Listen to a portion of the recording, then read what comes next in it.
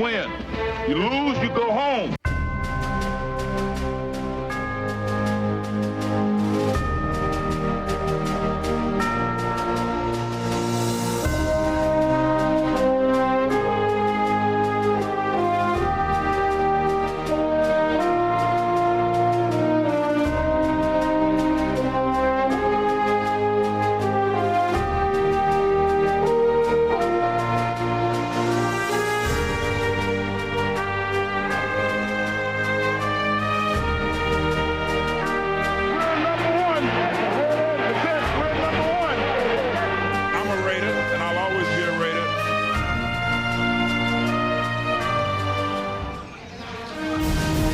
The entire sports world is still in the state of shock after hearing of the death of Gene Upshaw on Thursday morning. But here at the McAfee Coliseum in Oakland, the only home stadium that Gene Upshaw knew in his 15 years in the National Football League, the loss is even more profound. The Raider Nation has lost number 63.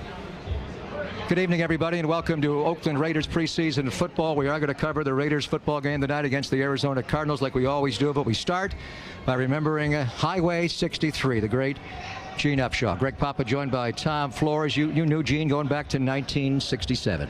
I knew Gene. He actually was a #1 draft choice in '67, and I was traded that year. But still, we played him every year. I followed his career because I always followed my old teammates, and came back when I coached as an assistant coach.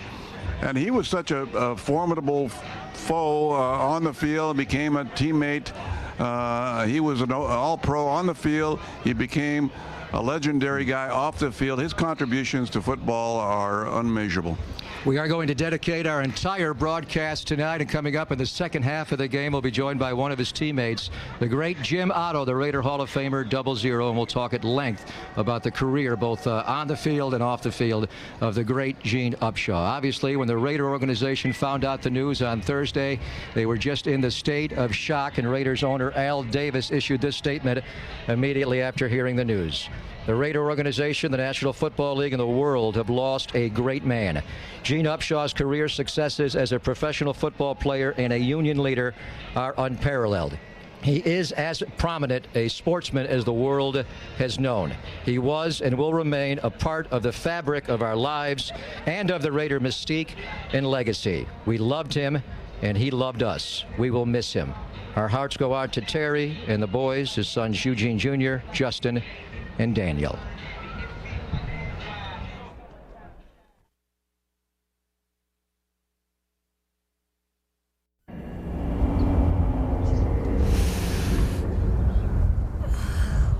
Mr. Evans, this is Janice from... Raiders are coming out of the tunnel and taking the playing field here at the McAfee Coliseum. Welcome to Oakland Raiders preseason football. Greg Papa joined by Tom Flores. On the field is George Atkinson. We're getting set for week number 3 of the preseason. Tom, the Raiders up against the Arizona Cardinals, and when you play 4 preseason games, number 3 is the most important one. Jamarcus Russell will play the entire first half. He will also rest at halftime, and he will come out after cooling off a little bit if they want him to re-warm and come out and take a series or 2 in the third quarter. Yeah, that's what you want to have in this game, because next week they're going to be more interested in making sure everybody's healthy for the opener against Denver here on a Monday night.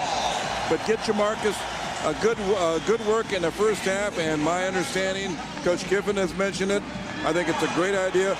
Let him throw the ball, and throw the ball often in that first half, and let's see who the receivers are going to be come opening day.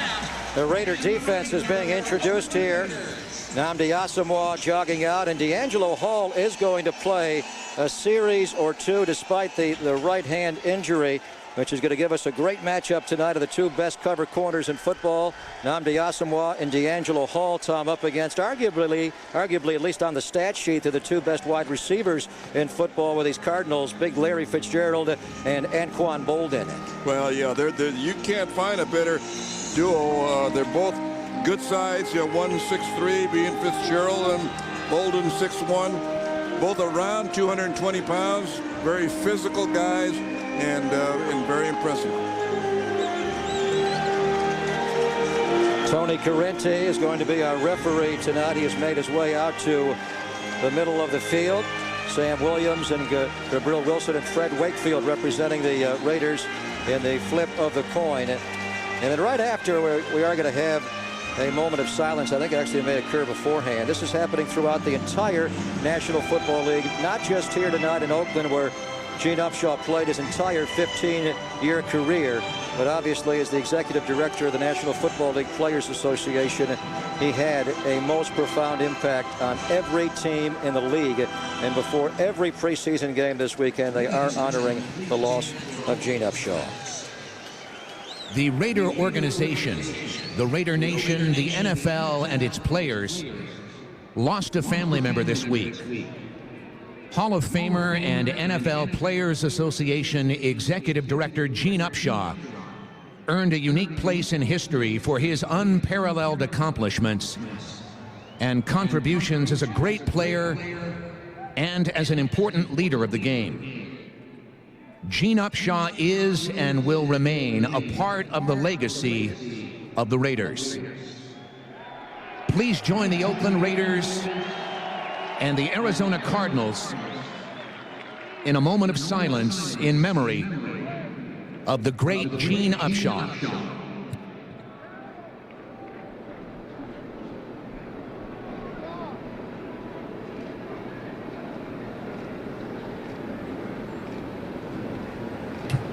Thank you. Thank you.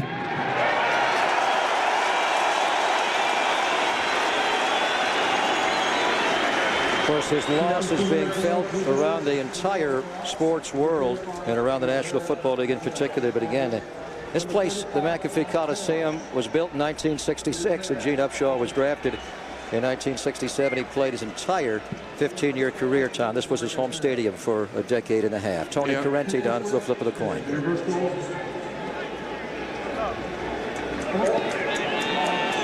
Raiders will get the football first. Thank you, Mr. Correnti, and that'll give us a chance, Tom, to check out our Wiener Schnitzel winning ways. The Raiders have been really running the football effectively the first 2 weeks of the preseason against the 49ers here 2 weeks ago. 248 yards on the ground.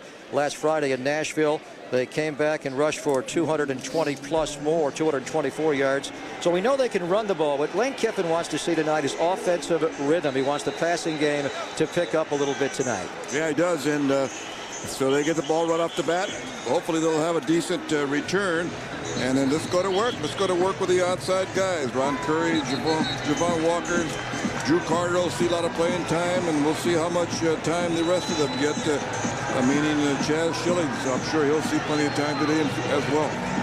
Raiders are 1-1 in the preseason. They took apart the Niners, who look pretty good, by the way, in their next two football games. Raiders just dismantled the Niners 2 weekends ago here, 18-6, and then lost a heartbreaker in Nashville on Thursday. A game they led throughout most of it, lost in the final seconds by a point. Neil Rackers, one of the best place kickers in football a couple of years ago, but last year he fell off.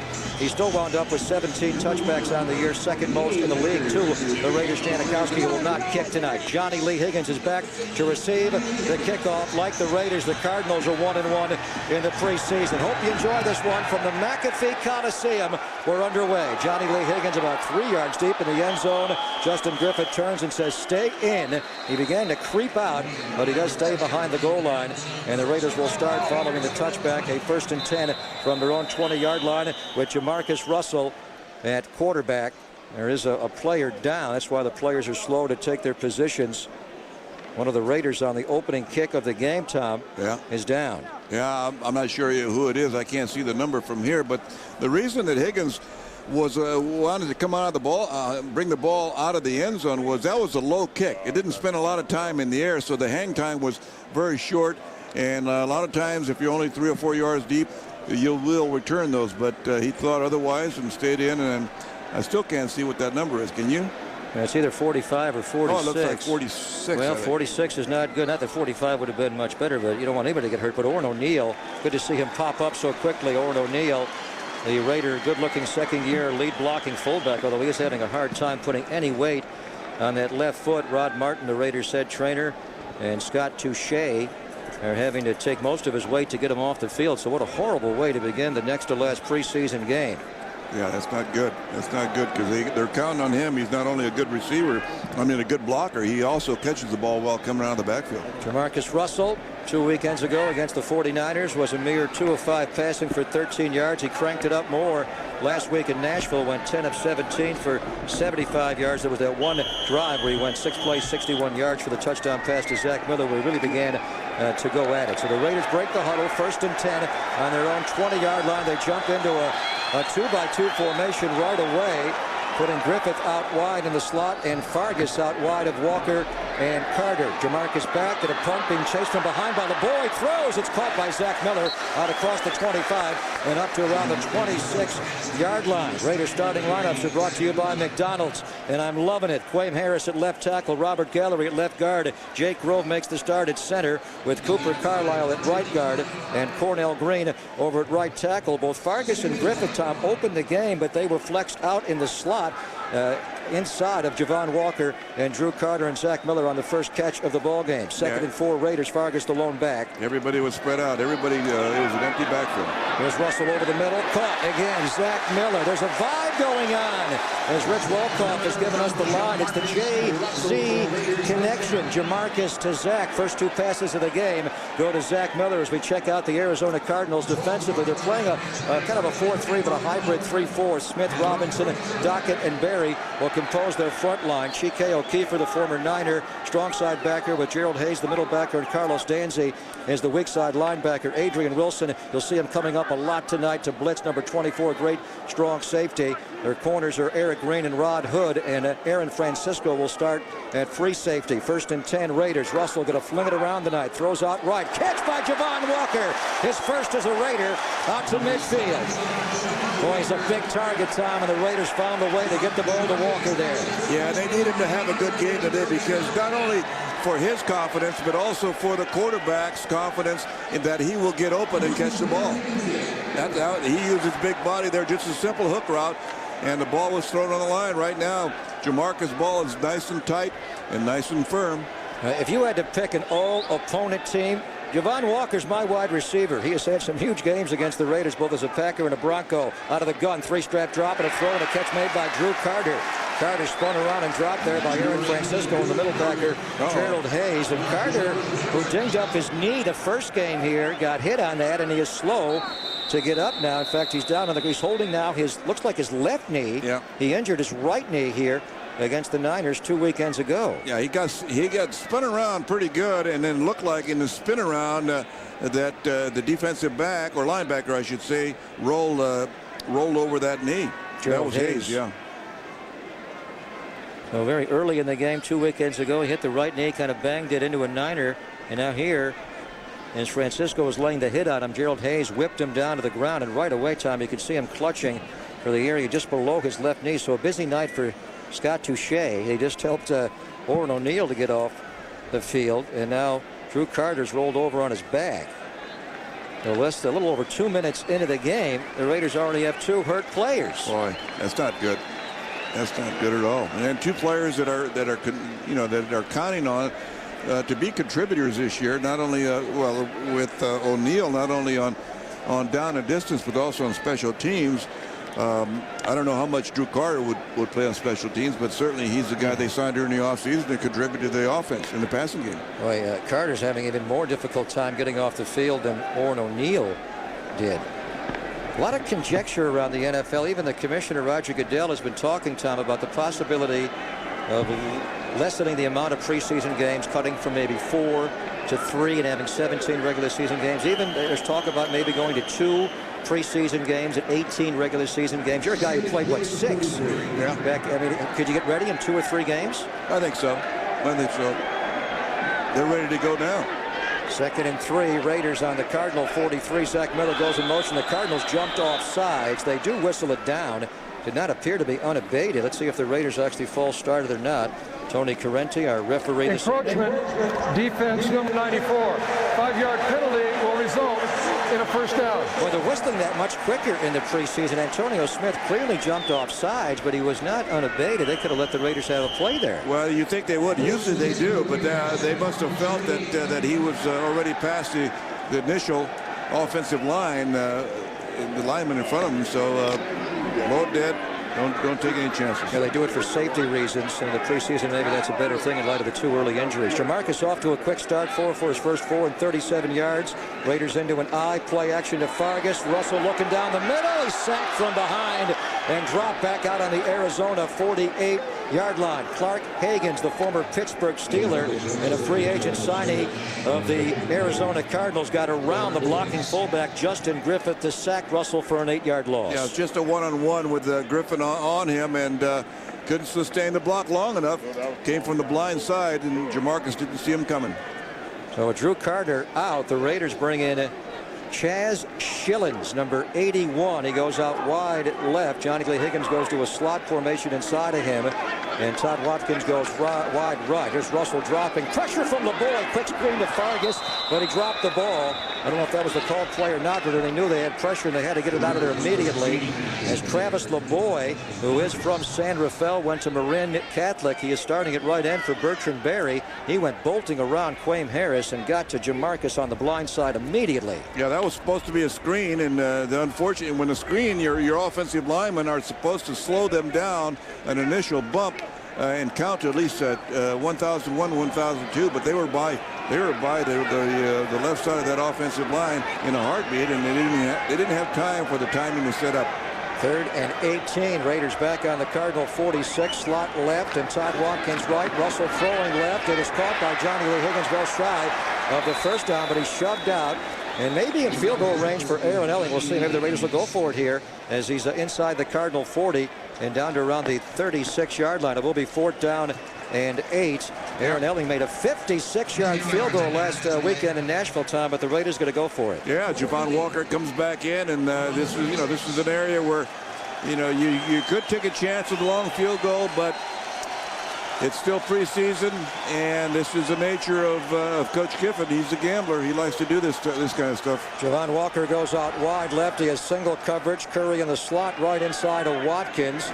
On a 4th down, they release Fargas into pattern over the middle. It is juggled and incomplete. Tried to fit it into Zach Miller there on 4th down, and the Cardinals knew it was coming. Carlos Dansby, the weak side linebacker, tipped it away. So a good start. Russell hit his first 4 for 37 yards. The Raiders stalled out there, and they'll give the ball back over to the Cardinals on their 36 when we come back on the Raiders Broadcasting Network.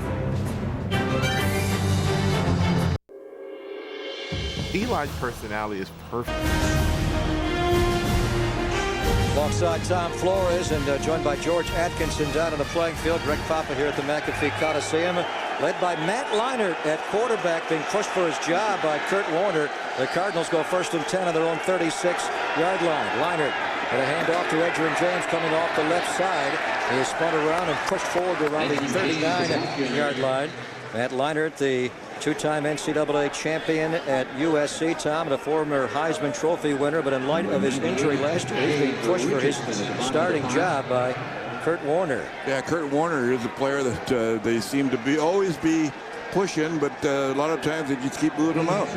Offensive line for the Cardinals: Mike Gandy, Reggie Wells, Lyle Sendline for the injured Al Johnson, Deuce Latui, a teammate of Leinart's at USC at right guard, and Levi Brown, the former Penn State star at right tackle. Line of the play action, left-hander going to go deep and down the sideline right. It is intercepted by Michael Huff. Huff is tackled by Larry Fitzgerald back on the 11-yard line.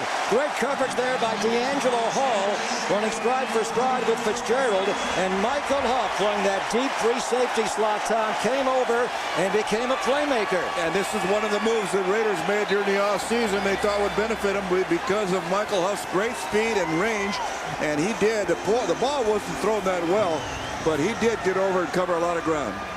Michael Huff does it to Matt Leinart again right here on the Raiders Broadcasting Network.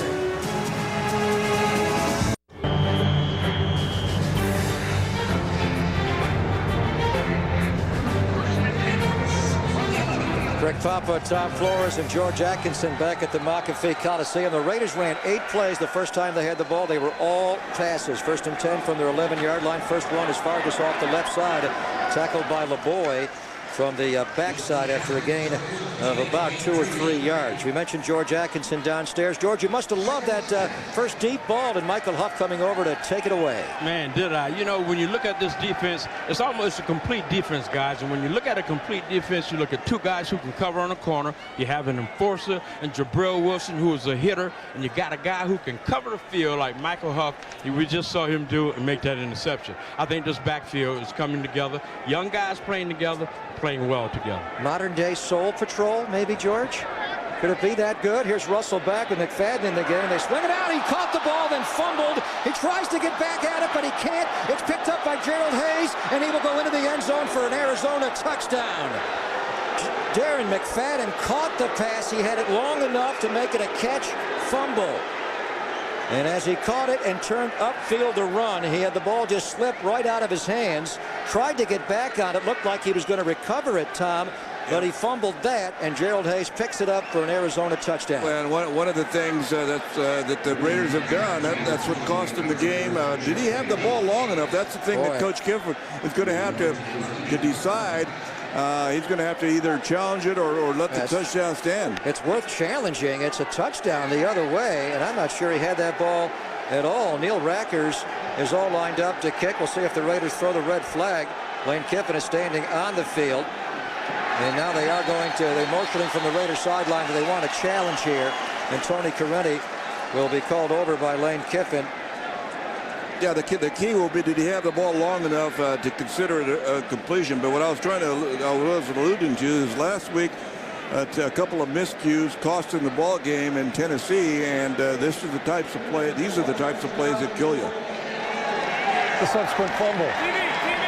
The Raiders are going to challenge. There's been a rule interpretation on this. There's no longer that line about making a football move or not, and I'm not sure he had the ball long enough. Hold on, it's 6-0 for now. We'll see if Correnti overturns when we come back on the Raiders Broadcasting Network. Correnti is currently under the hood, and he is looking this over. Tony's been an official for a long time, 14 years, and a referee for the last 11 years. A rule, not changed, Tom, but the way they're interpreting. Remember the old line about you had to make a football move? That's no longer the case. As the question is, did McFadden have it long enough for it to be a catch or not, or an incomplete pass? And the way they're judging it now, talking to Mike Pereira, the supervisor of officials this year, they're just going with common sense. You look at where the ball's being caught, you go down and look at his feet, and you come back up, and if he still has possession of the ball at that time, you say catch. So yeah, I don't think he ever had possession, though. So after reviewing the play, the pass was incomplete. It will be Oakland's ball, 3rd down and 7 yards to gain at the 13.5-yard line. Oakland will not be charged with a timeout. Will the game clock operator please reset the game clock to 9:47? 9:47. Thank you. Thank you, Ken. Yeah, good call. And, good call. Thank you, Tony. Ken Wisenhunt, the Cardinal coach over on the sideline, the former offensive coordinator in Pittsburgh for 3 years, led them to an 8-8 season a year ago. So Jamarcus Russell, Darren McFadden got off the hook on that swing pass by Jamarcus Russell, Tom. But that's something he's got to put that ball away a little better, huh? Yeah, he just has to, follow it in and put it away before you start running. He was putting it away, but obviously never had complete control of it and just kind of slithered and slipped through his arms. Of course, he was the stat on him is that he fumbled 23 times during his 3-year career at the University of Arkansas, where the Raiders looked at that very closely, and not a lot were on just straight handoffs. He fumbled a lot when they went in that wild hog shotgun formation, and he also fumbled a lot when he was returning kickoffs. 3rd down and 7. McFadden's been pulled out of the game. Justin Fargas is to Russell's right in the gun. A 2-by-2 formation. 2 receivers left, 2 right. Throwing a catch by Javon Walker for a Raider 1st down as Jamarcus put that ball right into the midsection of Walker, who comes up with the catch, his 2nd of the game for a 13-yard converter on 3rd down. That was thrown on the line, and that was a ball that was thrown like a bullet, and Walker either had to catch it or get out of the way because it was coming. It had a lot of velocity. Jamarcus looks good, doesn't he? Yes, he does. Walker with 2 catches early on. Russell 6 for his first 9 for 60 yards. 1st and 10, Raiders on their own 27-yard line. Darren McFadden is back in the tail of the eye of Hutton Griffith. They fake the lead play, roll Russell right, throws downfield. It is intercepted at midfield by the Cardinals and Carlos Dansby.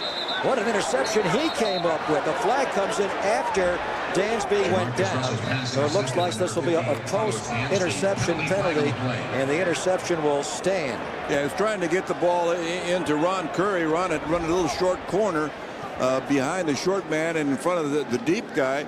The ball was just thrown a little too shallow, and it was an outstanding play, though. Outstanding play. 15-yard penalty, first down. There was a penalty on the Cardinals for blocking after the interception by Dansby, so their drive start will not be nearly as good. The personal foul will drop them back 15 yards into their own territory. Darnell Dockett, their defensive lineman, came up with the personal foul. Carlos Dansby, who had a terrific year last year, led them in tackles with 117, and 3 interceptions, comes up with 1 here on Jamarcus Russell.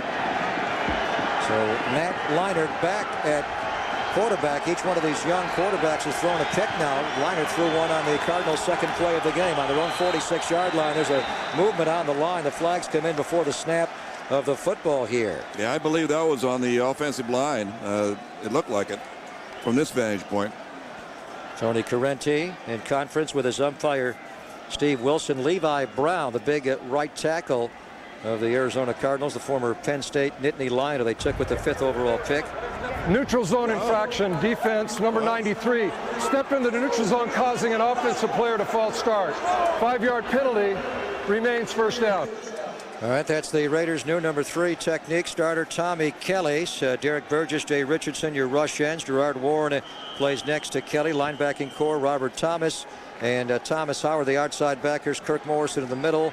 And a great cover duo of Asamoah Hall in the secondary. Michael Huff already a pick tonight. Jabril Wilson. 1st and 5 for Arizona on the Raider 49-yard line. Leinart straight drop, 3 steps, going to loop one down the left sideline, and it's out of bounds. Good coverage there by Thomas Howard, running stride for stride with the fullback Tim Castile, who actually scored a touchdown last week in their win in Kansas City. Good coverage there. A fullback is not going to outrun Thomas Howard on that play time. No, I don't think so. Not this fullback. I mean, I don't know that there are any fullbacks that could outrun Thomas Howard. There are a lot of backs that can't outrun Thomas Howard. You played Marcus and Bo together, right? So yes, we did. One played fullback. Maybe one of those guys could have outrun Thomas, but maybe not.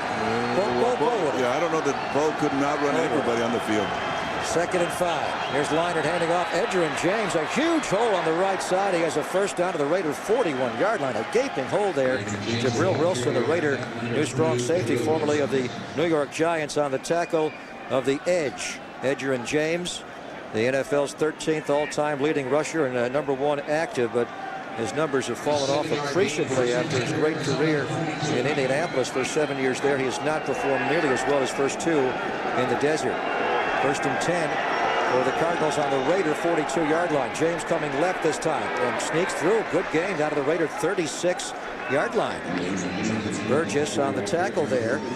So following the interception, Kelly jumps off sides now, and the Cardinals, Tom, are getting some big chunks running Edgerrin James. A gain of 7 and now a gain of 5. Well, they need the Cardinals need for Edgerrin James to have a big year, because with the running game, as we all know, that helps the passing game. They've got 2 excellent receivers on the outside, but if that's all they're going to do is pass, that doesn't help them. But Edgerrin James has to step up. Well, he just may not have the breakaway speed he had as a younger player. Warren almost jumped off sides. He gets back, 2nd and 4. Leinart audibilizing at the line. Here's a pitch to James coming right. Gets a block by Levi Brown. Look at he held. They spin to James around and drop him for virtually no gain. Looked like Levi Brown held there on the outside to get James the perimeter. But another tackle there by Jabril Wilson, Tom, one of the great tackling safeties in the NFL and a new Raider. Yeah, that's a good sign. That's a good sign. They're going without a huddle this time. But one of the things, Edgerrin James, he played on that carpet, and that carpet made him a lot quicker. Played at the Dome in Indianapolis, 3rd and 1. Leinart throws over the middle. It's caught by Anquan Bolden inside a Stanford route on a quick slant. And the Cardinals have a first down to the Raider 20-yard line. This is something Rob Ryan was anticipating, the fact the Cardinals would jump in to a no-huddle offense. And it's one of the main reasons last year that Kurt Warner got some playing time over Matt Leinart. He ran the no-huddle attack better. Anquan Bolden not happy with his contract lately, but a tremendous player at 6'1", 217 pounds. He goes wide left, watched by Asamoah. Fitzgerald goes wide right, watched by Stanford route.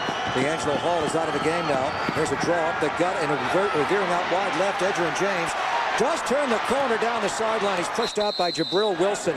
Looked like Nnamdi Asomugha would make the tackle, and he would not be able to turn that corner. But the edge got the edge, and he picks up 9 yards. Yeah, the edge showed a little niftiness that time, and just juking Asomugha and dip it to the outside. Here they go with a no huddle again. Got to be ready, Raiders. 2nd down and 1. And Leinart got a quarterback sneak here. This is the Bush push without Reggie Bush behind. A great college game they won at Notre Dame during Leinart's career. They're right up on the line, and they just quarterback sneak it there off the right side. He picks up 2 yards. It'll be 1st and goal. Arizona inside the Raider 10-yard line. The Cardinals can score. They were a great scoring team last year. They averaged over 25 points a game. They were the 3rd best red zone offense in all of the league last year, behind only the Patriots and the Saints. They got a lot of big targets to go to. Leinart now with an I formation behind. Larry Fitzgerald is wide right. Handoff, Edgerrin James slides left, and he's tripped up. Nice tackle there by Nnamdi Asomugha. That'll be only a 2-yard gain by Edgerrin James. Yeah, nice tackle. Nnamdi coming off the corner. The Cardinals in a 2 tight end set to that side. One of them lined up as the wingman, two man. And Nnamdi just comes off the corner. He came like a shot and made a good ankle tackle. He tripped up Edgerrin James, who is now yielded in the backfield to Tim Hightower, a rookie round 5 draft pick out of the University of Richmond.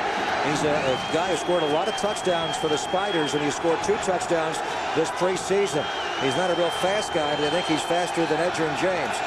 A 2-by-2 formation, 2 receivers left, 2 right, and here's Leinart throwing out left to Fitzgerald, and he's buried immediately by Nnamdi Asomugha. Textbook tackle by Nnamdi. Dropped the shoulder, Tom, and drove him back once he caught the ball. Yeah, very dangerous pass to throw. That Leinart just read the coverage wrong. The Raiders just zoned that when they traded off, and Nnamdi was just sitting there waiting. And just took him on. And that's a big guy that Nnamdi's taken on, but Nnamdi's a good-sized guy, too. 10th play of the Cardinals drive. We have a 3rd and goal on the Raiders' 7-yard line, trying to get in the north end zone. Steve Preston goes wide right. Bolden's not in. It's Fitzgerald left, and a great matchup with Asomugha one-on-one. Leinart under center. Lefty drops 5 steps. Throws. Ball was deflected out of his hand. I think Gerard Warren may have tipped that ball right out of Leinart's hand. And the Raiders hold this potent offense out of the end zone inside the red zone. And they're going to bring in Neil Rackers and go for a field goal. Yeah, and it's surprising, Greg, that the Raiders have not blitzed at all early in this game. Last week they blitzed a lot early. I thought they would be coming after Leinart a lot more than they have been. They're trying to get pushed from the front 4, and they got it there from Warren. Here's Neil Rackers with a short 25-yard field goal attempt back in 05. This guy had one of the greatest years in league history. He made 40 of 42 field goals, but last year just 70%. Nathan Hodel will snap it, and the holder is the punter, Dirk Johnson, and from that distance, Neil Rackers, you can rack it. He drills it right through from 25 yards away. Arizona Cardinals go 47 yards in 11 plays following a Jamarcus Russell interception thrown to Carlos Dansby. So the Raiders hold him out. We'll see what Russell and the offense can do when they get the ball back down 3-0 on the Raiders Broadcasting Network.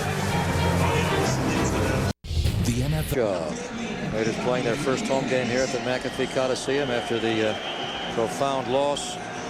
One of the great Raiders of all time. The news filtering out on Thursday morning. Johnny Lee Higgins back to return this kickoff from Neil Rackers, and the Cardinals. They're going to onside kick it high in the air. They have a player down there, and they're going to recover on the 40-yard line. A flag is down. The Cardinals probably went offsides. A flag is down right where they kicked off. Rackers hit the ball in the ground, Tom, and it went straight up in the air. The Raiders were going back to return. They had no clue it was coming. But the Cardinals were offsides. Yeah, I think they were. I believe so. Tony Corretti, our referee. Kicking team, 5-yard penalty and re-kick. Ken Whisenhunt is known for his gadget plays. When he was the offensive coordinator in Pittsburgh, he would pull out a little trickery. He does it on special teams here. Yeah, it was a pretty good kick on his part. The problem is that the timing is so much different when you onside kick. And so your guys that are running down, they have to gear it a little differently, and that time they didn't gear it properly. And he did not kick the ball in the ground. He just got under it low, a little sandwich shot there coming out. Nice scoop shot there by Neil Rackers. So with a 5-yard offside penalty, they will move the ball back to the 25-yard line. He'll re-kick from there. A little windy night here at the McAfee Coliseum. Wind is coming through the northeastern opening into Racker's face. And overall, a very pleasant night here as the Raiders wind up the preseason home schedule. Can you believe? 2 weeks and 2 nights from now, the Raiders will open the real year against the Denver Broncos on September the 8th. Here's the kickoff by Rackers, a low line drive. Higgins can take this back. Wedge setting up towards the right. It's a block from Griffith. 30, and now he's spilled. As that one may have gone a lot further, but a nice special teams tackle there. Johnny Lee Higgins. That was Michael Adams, a backup defensive back, a cornerback, but Higgins still a nice return of 31 yards. So a good drive start for the Raiders on offense. When we come back, 4:02 to play in the opening quarter. 3-0 Cardinals on the Raiders Broadcasting Network. For the thunder and lightning of the awesome battles, but the serenity and wisdom of the council room. A player who, by his deeds and words, over 15 memorable years, dramatized the appreciation of offensive linemen by the media and pro football fans throughout the world. That was on Enshrinement Day when Gene Upshaw went into the Pro Football Hall of Fame in Canton, Ohio. He was presented by Al Davis back in 1987. And it was on that day that Gene Upshaw became the first true pure guard in pro football history to make the Hall of Fame. The Raiders run behind their new left guard, now Robert Gallery here, on a handoff to Darren McFadden, and McFadden picks up 2 yards. The Raiders going without a huddle down. They're a little taste of the Cardinals. And they send Jamarcus Russell into a shotgun 2-by-2 formation, 2 left, 2 right, a throw in the middle, and a catch made by Justin Griffith, and he's tackled immediately, dropped on the 38-yard line, bringing up a 3rd down. The Raiders are going to stay in a no huddle, it appears. What Sam Weiss used to call a sugar huddle. They are congregating a bit near the ball, but not huddling up fully. They go into a slot formation right. Curry inside of Walker and Todd Watkins left. Throw over the middle, ball deflected and incomplete. Adrian Wilson stepped up from his strong safety spot, knowing they were going to feed the ball to Zach Miller, and he tipped that ball away. Yeah, going a little quick. Game. Glenn Pakalak wearing Daryl Lamonaco's old number 3. He's the new Mad Bomber. He had a 71-yard punt last weekend in Nashville. Steve Breston back to return for the Cardinals. This will not go 71. A much shorter kick taken by Breston. Room to go. 20, sneaks through 30, and he's finally dropped on the Arizona 35-yard line. That punt was not very deep, 39 yards, and it was not very high. It was up only 3 7/10 of a second. Robert Thomas got down to make the tackle. Now, the Raiders, as we mentioned, are going to begin the home schedule 2 weeks on September the 28th. First down and 10 on the 34. Liner, a toss coming left. And Edgerrin James trying to get the edge. A flag comes down. A hold will be called on Arizona. Edgerrin James does not get very much there on the toss coming left. Offense, number 82. 10-yard penalty remains first down. The Cardinals will back up. Yeah, Leonard Pope, tight end. Can't do that. Now does he look like a tight end? Can you? 55. This guy playing tight end is 6'8", 258. Well, the Raiders quarterback is 6'5", 255. Jamarcus is as big as Gene Upshaw was during his rookie year. Leinart, straight drop, looking middle, plenty of time. Throws too hard and almost picked. Leonard Pope wasn't tall enough there, as Leinart overthrew him over the middle, and that ball was deflected and incomplete. Leinart off to a bad start. He has missed on 4 of his first 6. He's played here twice previously in the preseason and regular season. In both games, he did not play well. Yeah, that ball, that was a catchable ball, even though it was high for a guy that's 6'8" is really high, but it was catchable. Anquan Bolden goes wide right. Watched by Chris Johnson. The Cardinals go in a slot formation left. Steve Breston inside of Larry Fitzgerald. Asamoah has Fitzgerald. This is a second down and 20. Leinart, a straight drop. 4-man pressure, but he's got time. Now going to roll out.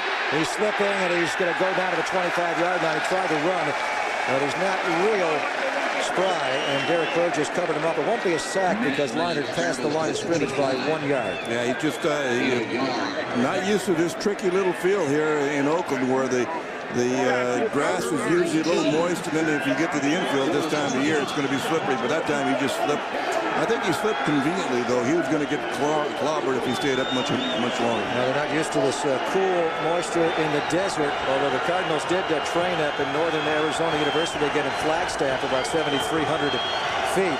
Third down and 19 for Leinart. They send 3 receivers left. Fitzgerald played very loosely by Johnson right. Leinart throws, and it is too low and incomplete. Good coverage there by Stanford Route and Nnamdi Asamoah on Steve Breston. And the Raiders will force a punt. Nnamdi last year, and as a former 2-time league MVP, Tom, is backup quarterback. Well, as I said earlier, it seems like they're always trying to replace Kurt Warner, and all he does is play, and play well. That punt here by Dirk Johnson, who's replacing Scott Player. And he will get a friendly roll here on the McAfee Coliseum turf. It'll roll dead at the Raider 32-yard line with the roll. Not bad, a 43-yard punt where the Raiders will. Intimidating figure, but a guy who was the rock of our football team, actually, guys. You know, when you look at Gene, he was a guy that said things, and with things he said, he meant, and you could tell. I remember being a rookie and him coming up to me, and he's told me in that stern voice that he had with no uncertainty, kid, if you're going to make this team, you got to make plays.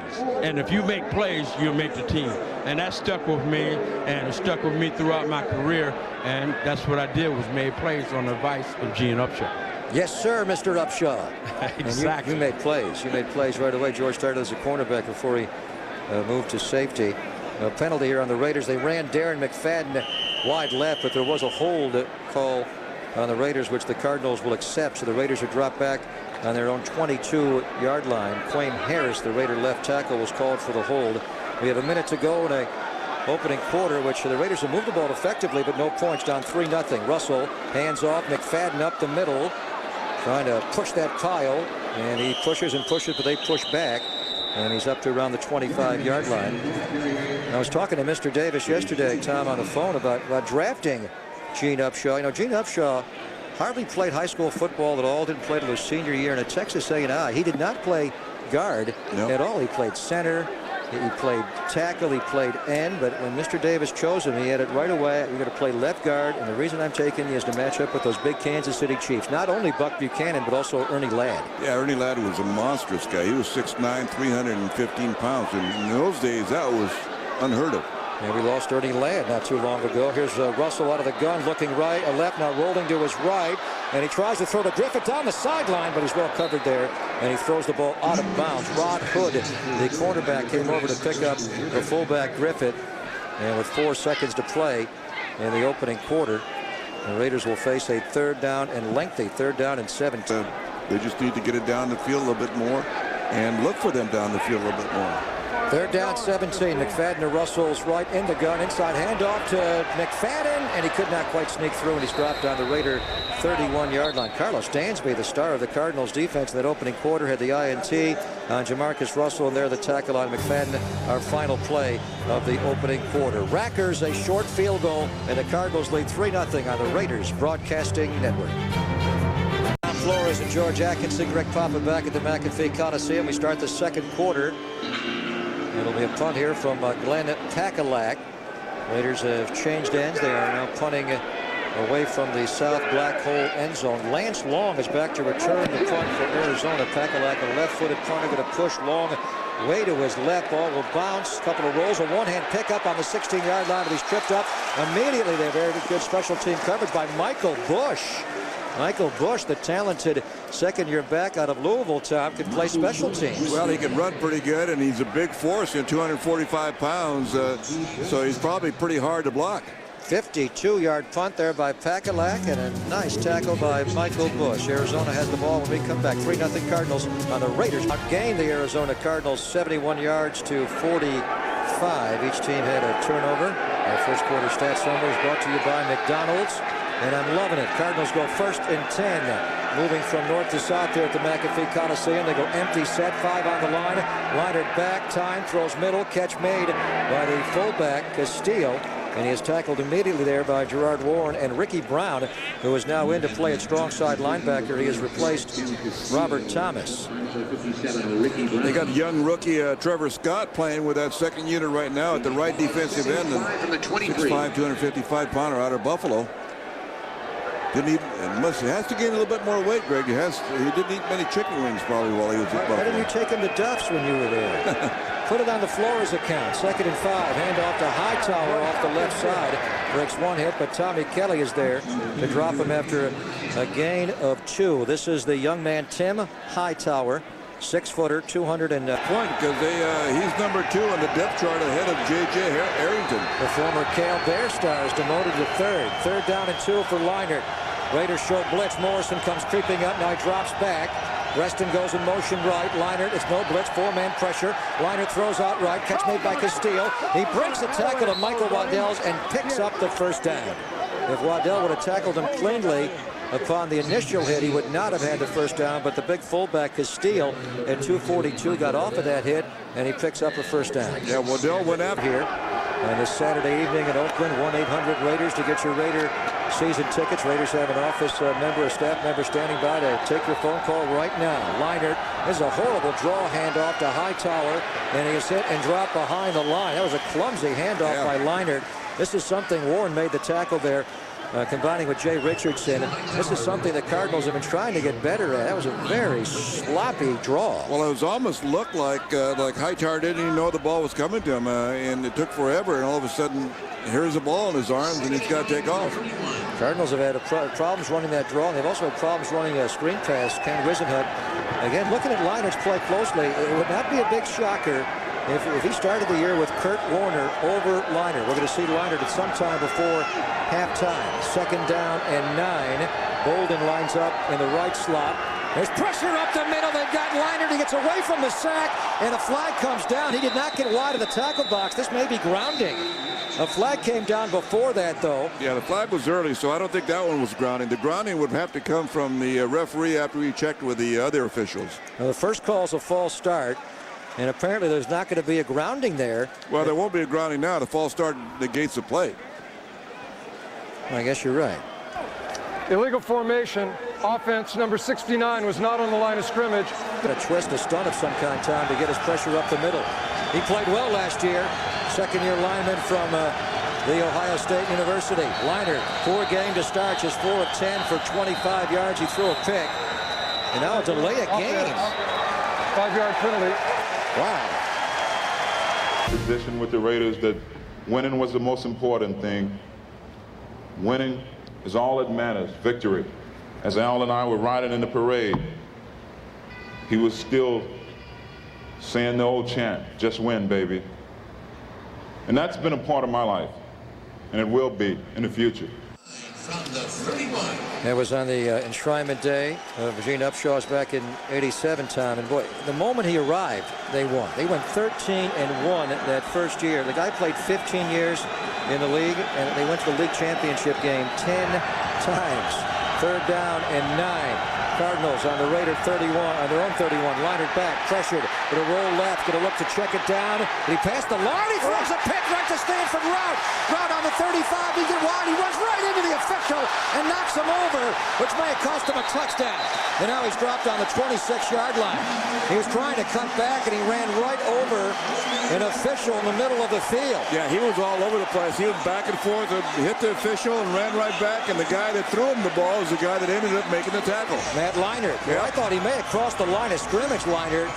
He was trying to go to Jeremy Urban, and down the sideline, he just threw it way too short, and Route just jumped in there for an easy interception. Leinart is really struggling. Yeah, he's really struggling. And a poor choice, the pass, actually, because he's running to his right and trying to throw across for a left-hander. That's a tough throw, and obviously it was a poor throw. That's his 2nd interception of the game. Michael Huff on the Cardinals' 2nd play of the game takes one, and now Stanford Route, playing for D'Angelo Hall, takes another. 1st and 10 Raiders. Flag goes down. Russell throws middle, too low, incomplete. Try to go to Todd Watkins over the middle. The flag came down right at the snap of the football. Yeah, I'm not sure exactly what the flag was, but it looks like it's going to be probably against the Raiders. False start, some kind of a formation penalty again. Tony, offensive line coach, trying to get his troops aligned properly. Raiders are playing the entire first-team offensive line with Jamarcus Russell. Second and 10 Raiders. Long back McFadden. Play action. Russell looking left. Plenty of time. Rolls out right. Check down. Nice catch by McFadden. He's buried immediately by the middle linebacker Gerald Hayes after a short gain. McFadden has great hands. That ball was thrown slightly behind him. Yep. Coach, he just reached back and plucked it. Yeah, he does have good hands, and they're going to use him somewhat, a lot during the season. That was just a little check cross on his part. Not the primary receiver. They were looking down the field for the wide receivers and also Zach Miller. None of them were open. 11:05 to play in the first half. Raiders down 3-0. They're 1 for 4 on third down so far in the game. 3rd and 5 on the Arizona 21-yard line. 2-by-2 formation. 2 receivers left, 2 right. Both backs are on the line. Russell gets away from a sack. He does not go down, and he's going to run for a first down to the 9-yard line. The flag is down on the play, but what a run by Jamarcus Russell to somehow get away from what looked like a certain sack. Yeah, that's a big body to be moving like that, eluding a tackler, and then it looks like it's going to go against the Raiders because the way the reaction is on the field. Illegal formation, offense. Number 74 was not on the line of scrimmage, therefore only 6 men on the line. 5-yard penalty. Repeat third down. Cornell Green, what's happening is the Raider tackles are just off the line a little bit, trying to slow down that edge rush time, and they got to be tighter. Yeah, the tackles have a tendency to do that. They'll cheat as much as they can to get to try to shoot back. Jamarcus Russell at 6'5", 255 pounds, able to get away from a sack. It's going to be tough for even defensive linemen to bring this big guy down. 3rd down, 10. Another whistle before timeout. Raiders. Half. Raiders facing a 3rd and 10 on the Arizona 26-yard line. Russell out of the gun. Zach Miller left. McFadden right. Slot left. Javon Walker by himself right. Russell looking left. Time. Throws. Bullet. Diving catch. First down Raiders at the 10-yard line. Ronald Curry comes up with a diving catch there. Just a well-thrown ball. A nice route by Curry. He lined up in the slot on the left-hand side. Good protection in the cup. And Jamarcus just stays right in the cup, throws the ball so that the defender, away from the defender, Curry makes a diving catch. Well, a nice catch by Ronald Curry. Curry goes out wide to the right now. Curry's such a good slot receiver. Actually, the fullback, Justin Griffith, goes outside of him. Johnny Lee Higgins in the slot, and Darren McFadden is outside of him. Middle of the tight end is tight right. Russell, quarterback draw. Breaks one tackle, spins, and now he's dropped on the 9-yard line. Now they're trying to let this big quarterback run with the football. Didn't go too far. Antonio Smith at 6'4", 272 pounds, tackles Jamarcus Russell, who was almost the same size. Yeah. It's amazing, isn't it? Same size as the guy that's trying to tackle him. That's pretty impressive. See if the Raiders can get in the end zone now. 2nd down and goal on the Arizona 9-yard line. Raiders have moved effectively. They have outgained the Cardinals, but they've not gone in. Here's Russell rolling right and throwing too wide for Curry. Quick snap and a quick roll out to his right. Curry in the slot tried to leak out there in the right flat time, and the ball was just a little bit too long. Yeah, not a very deep route, just about a 2 or 3 yard route, and it's one of those plays that you want to get the ball quickly to the receiver so he can turn up the field and gain more yardage. That time the ball was just thrown too wide.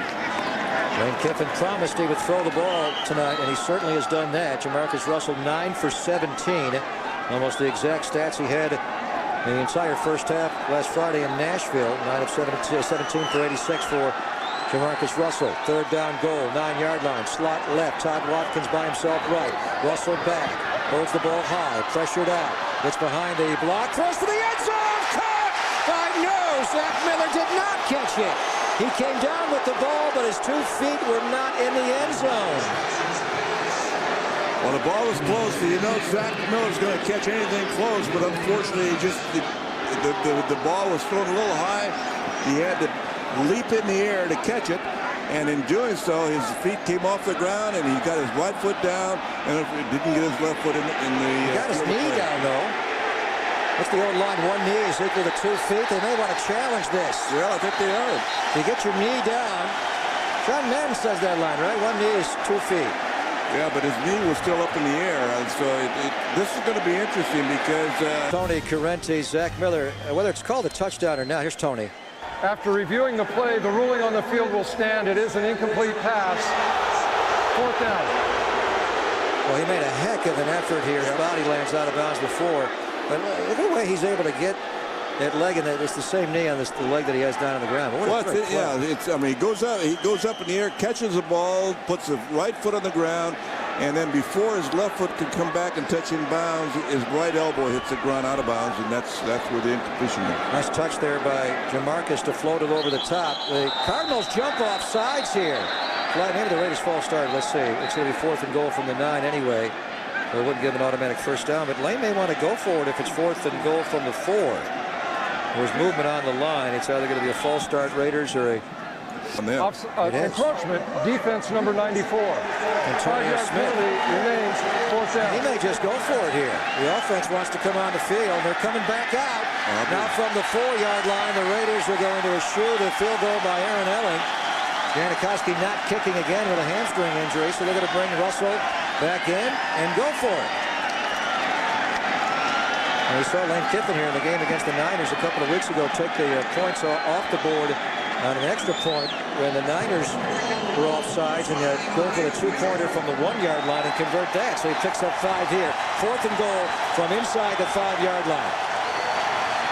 Coming in motion is Javon Walker, and they throw him the fade route here as he's matched up with Eric Green outside of Curry. McFadden the long back. Play action. Russell going to roll right. Look, throw, end zone. It is dropped. He snuck it in there, and it hit the hands of Curry, his left hand, but he could not bring it in. Jamarcus got it in there, though. Yeah, he did. It was a nice little touch pass. It was a lob pass. He had to throw over some defenders, and Curry is usually a pretty short-handed catcher. Just kind of lobbed it in there. Pretty good defensive play, too. Trying to catch the bottom of the ball there, and he had it for just a second, and the ball slipped out. And the Raiders don't pick it up. That's twice now they've gone forward on 4th downs after driving it deep into Arizona territory. So technically they're down 3-0, but they would have, in a regular game, they would have kicked those 2 field goals. Marcus is playing well, though. 9 of 19 for 86 yards. He and Ronald Curry talking about it over on the sideline.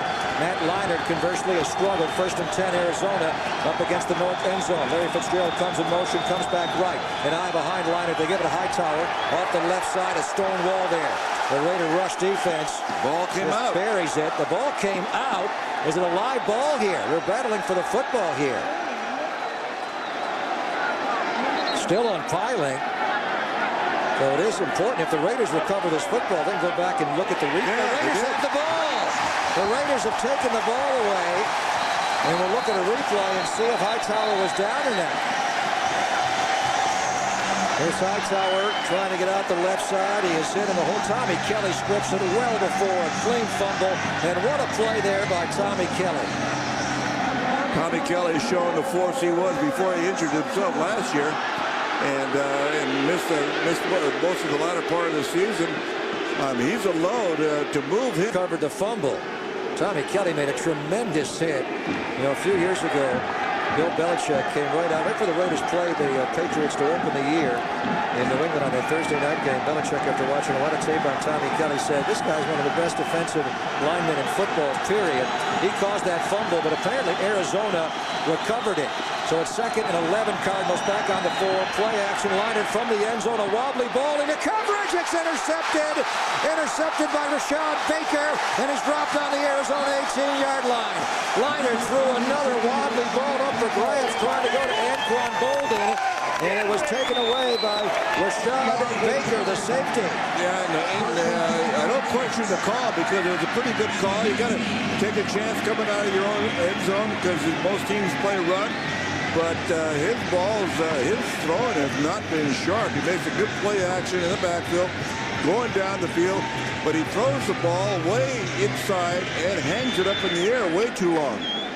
Matt Leinart 4 for 12 for just 24 yards, and he has thrown 3 interceptions. Well, if it wasn't his job before tonight, he may have just lost it tonight to Kurt Warner, who will play here. Here's a handoff off the right side, and a good gain inside the 15. The pile still moving all the way down to the 10-yard line. The Raiders push the pile behind Darren McFadden. A tremendous leg-churning power there, Tom. He kept pushing forward for 8 yards. Yeah, showed the power that we know he has. You know, he's noted for his great speed and quickness and explosion. But that time he just showed great power and determination. Of course, who was helping him push the pile but Zach Miller. He can block that tight end. Nice kick-out block there by Cornell Green on the right side. 2nd and 2, Raiders on the Arizona 11. Handoff McFadden. And he lost his helmet there in the crowd there. They kind of twisted it off of him as he was trying to battle and spin. The people who were critical of McFadden coming out of school talked about his skinny legs and he wouldn't be able to move people back, but we have not seen that so far, Tom. He's kept it between the tackle, and he's picked up every yard that he's been able to. Yeah, he has. I mean, there's no going laterally or bouncing out. When it's there, he will take the hole, and when it isn't there, he'll try to push the pile. Justin Fargas is done for the night. McFadden lost his helmet. He comes out, and Michael Bush gets his first play from scrimmage. 3rd down and 2. Movement on the line. Handoff to Bush off the left side, and he lunges forward, and he should have a Raider first down. What a great pair of complementary backs these two young guys are. McFadden, a rookie, and Michael Bush, who sat out all of last year after trying to heal from that broken leg. He's a much bigger back physically. Had a great game last week in Nashville, Tom. 14 carries, 59 yards, and a healthy average of over 4 yards a rush, 4.2. Yeah, he's just a young gem, I think, because he's such a force. He's so smooth. And he moves the pile, and on short yardage plays like that, he's going to be very, very good. Michael Bush is 6'1", 245. McFadden is 6'2", 216 out of the eye. McFadden back in off the left side, and he runs into the middle of the defensive front and big Darnell Dockett, and he got nothing there. So 5.5 to play, 5:40 and rolling to be precise in this first half. The Raiders have monopolized the ball just about the entire second quarter here and most of the first half, but they've not taking it in for a touchdown yet. No, they haven't got any points yet, and that will be a concern of the coaching staff, because when you get the ball in the red zone, you've got to come away with touchdowns. Raiders going to an I formation now. Justin Griffith doing all of the lead blocking. Oren O'Neill went out on the game's opening play, the first kickoff. Here's the handoff. McFadden coming left, spinning, breaks one tackle, and he's able to spin off another, and he's dropped after a gain of a couple. Travis LeBoy and Adrian Wilson on the tackle for the Cardinals. The Raiders have a great safety. And he's a big guy. I mean, he's 6'3", 230 pounds. He's more like a linebacker. 3rd down and goal from the 8. Miller, the tight end, moves in motion. Cardinals come off the line. Higgins, and they chase Russell out. Clark Higgins chasing. Russell throws end zone for Walker, but he overthrew him. Walker tried to get off the ground there in the back end of the baseline of the end zone, but Russell's throw was too high, and it hit the back wall behind the end zone, the north end zone. Again, pressure coming. Clark Higgins, the former Pittsburgh Steeler, got in right away, and he kind of twisted Jamarcus Russell out. So Aaron Elling will come in for a field goal time. Yeah, that's another area that has to be addressed, and the coaches want to find out when you have to pass protect in this offensive line.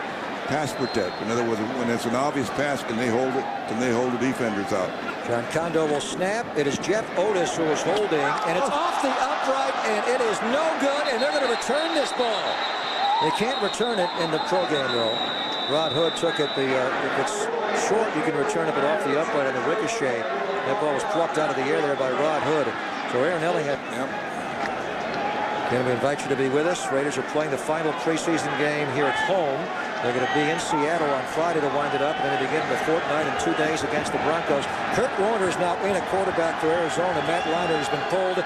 Here's an awkward handoff by Warner even to Hightower off the left side, and Hightower picks up 5 or 6. 1-800-RAIDERS, the phone number to contact your Raider staff member right now. The Raiders have all kinds of season ticket plans for you. The full plan, you can go with a half plan of 4 games. You can go for a 3-pack. Pick any 3 games through a 3 different scenario plan. Raiders have a terrific home schedule. The opener against the Broncos on September the 8th. The Raiders are playing the AFC East this year, which means the Jets will be in on October the 19th, and the Patriots will be in on December the 14th. 2nd and 5. Kurt Warner back, pressured, throws out left, and a catch for a first down. That's the tight end Leonard Pope, slipping a tackle of Baker and running out to around the 40-yard line. Pardon me, it was Anquan Bolden, who was as big as a tight end. Yeah. Well, he's a big, strong target, and Warner hits Bolden on his first attempt of the game. 37. Yeah, he's probably still. He's still got some life in his arm. And, it's interesting to see that here we are in August, and Kurt Warner is using gloves.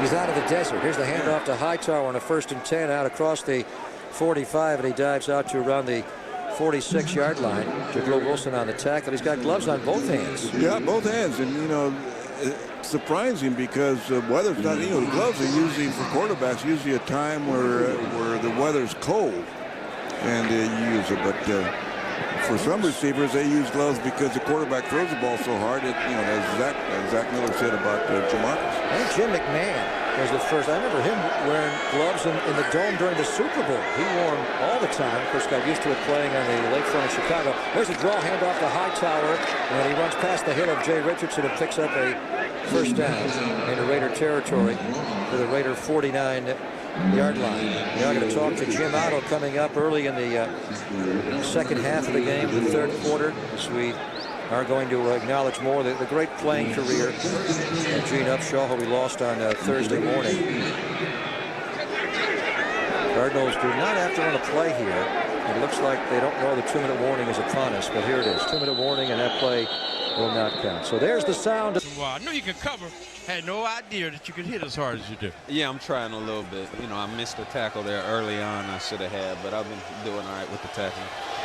All right, now Greg Papa, Coach Flores up in the booth. We'll jump in on this. 1st and 10, Arizona on the Raider 49. Bolden goes in motion, short drop, and a throw, and Larry Fitzgerald has the ball broken up. Nice job there by Chris Johnson, huh? And the big receiver, Fitzgerald, Nandi. Yeah, definitely. CJ has been practicing on that play all week because the Cardinals got him with that last year. It's a quick post that they got him with for a touchdown, so he was ready for it. Are you ready to go? 2 weeks and 2 days. We begin against the Broncos. You're good to go, right? Yeah, I'm good to go. Had a little ankle issue early on in the game, so I'm just chilling right now, but I'll be fine. J.J. Arrington is in. Were you guys at Cale together? No, he came right when I left. All right, he's the new tailback, the former Cale Bear, rushed for over 2,000 yards. Preston comes in motion, left to right. Kurt Warner with a straight drop, looks, throws, and Bolden can't make the catch over the middle, reaching with a right hand. Am I doing play-by-play with you right now? You are our expert analyst. Okay. You're our sideline guy. All right, good. You can do both, can't you? Yeah, I could do both. No problem. It's your future, Nambi. It's your future. No, you're going to go into politics, aren't you? I hear you. No, I'm going to stay away from politics. Huh? Stay away from that. You're not? No, Third down and 10. Here's Warner under pressure. Kalimba Edwards throws him back and sacks him. He got out of the sack, though. The ball came free, and the Raiders have it. He lost the ball, and the Raiders, I think, this time have the ball. Nice pressure there by Kalimba Edwards, Tom, the former Detroit Lion, who was put on consistent pressure all August. Yeah, that was. There's some confusion as to who actually ended up with the football, whether it was the Raiders. I think Arizona actually ended up with the ball because they're lining up in their punt formation. Levi Brown, I think, recovered it. Former Penn State Nittany Lion. Johnny Lee Higgins back to return the punt. Timeout called here by the Raiders. Namdi, you still down there? Yeah, I'm still right here. Tell me about the immense loss that this franchise, the sports world, the whole world overall suffered on Thursday. You knew Gene Upshaw. Yeah, definitely. When I came in as a rookie, he would always come in and speak to us, and always made it a point to pull me aside and tell me how much the Raiders meant to him and what I needed to do while I was here. He's come in every year and he's talked to me about those things, and you know, it's a big loss for us. Big loss. Tony Stewart is the Raiders player rep, but the alternate job is open. Is that going to be Namdi Asamoah? The alternate job, I might get into that. You know, I've been helping a lot with the player reps that we've had, so you know, I think it'd be a good thing for me to try to get into. Here's a punt by Dirk Johnson. This one's going to bounce inside the 20. Johnny Lee Higgins will run the bounce here and around the 18-yard line with 1 minute and 20 seconds to play. 40-yard punt by Johnson, a 6-yard return by Johnny Lee Higgins. So what's it going to be like with you playing one side and D'Angelo Hall playing the other side? Namdi, are they finally going to throw your way at last now this year, you think? I think they will a little bit more than they did last year, but with D'Angelo on the other side, I think it's going to be pretty good. We haven't played that much this preseason. We've had 3 games and probably played about 10 snaps together, so we still don't know how it's going to look completely, but we're pretty confident about it. Well, Tom had the greatest pair of cover corners on one team together when you won a Super Bowl in '83, and Hayes and Haynes over the middle. Javon Walker's got a catch, 45-yard line, and out to around the 46-yard line. Javon Walker having a very nice game there. That's a 27-yard gain time right over the middle. Walker 3 catches for 53 yards. And that's the thing that Jamarcus can do, is throw that deep in. The Cardinals playing very loose and giving it to us, and the Raiders delivered. First and 10, 46. Russell the screen. McFadden gets a block. Oh, he's tackled in the open field by Adrian Wilson. Had he been able to get off of that one, he may have gone the whole way. Namdi, thank you so much for your time. Yeah, no problem. Is that it? Well, if you want to hang out to the end of the half. Okay, we've got 30 seconds. 30 seconds. Yeah, we can keep going. All right, no huddle. They're going into a no huddle. And they just jumped off sides. Clark Hagan's did free play. Overthrew and behind Javon Walker a little bit there. Hagan's jumped off sides. It'll be 5 yards. The Raiders pick up. They'll be in Arizona Cardinal territory. Tony Correni, our offside. Defense number 53 in the neutral zone at the snap. 5-yard penalty remains second down.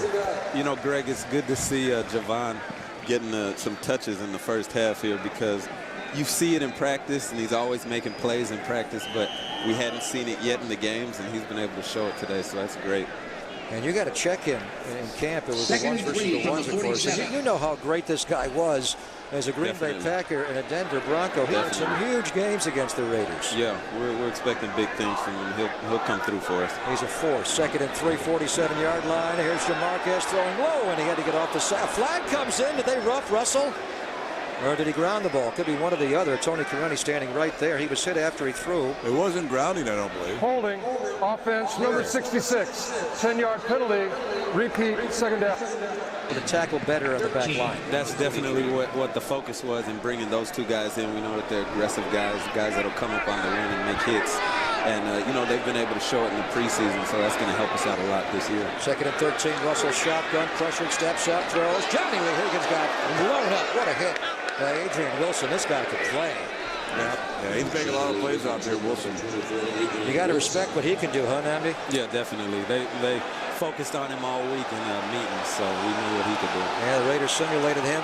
Ida Marcelletta played Wilson all week in practice. Third down to about 11. Clock ticking down. Russell with a half ending is jumped down by Bertrand Berry. And he lost the ball. The half is over. And they're battling for it. This is largely a moot point. The half is over. And Russell lost the ball and lost his helmet there. Bertrand Berry jumped on him. And a rather rough way to end the half. Namdi Asamoah, thank you so much for your time. No problem. I'm going to sneak up on you guys in the booth. Come on up to the booth. All right. We're going to be joined by 00 Jim Otto coming up in a bit at halftime. Well, the Raiders had the ball the whole half but never scored.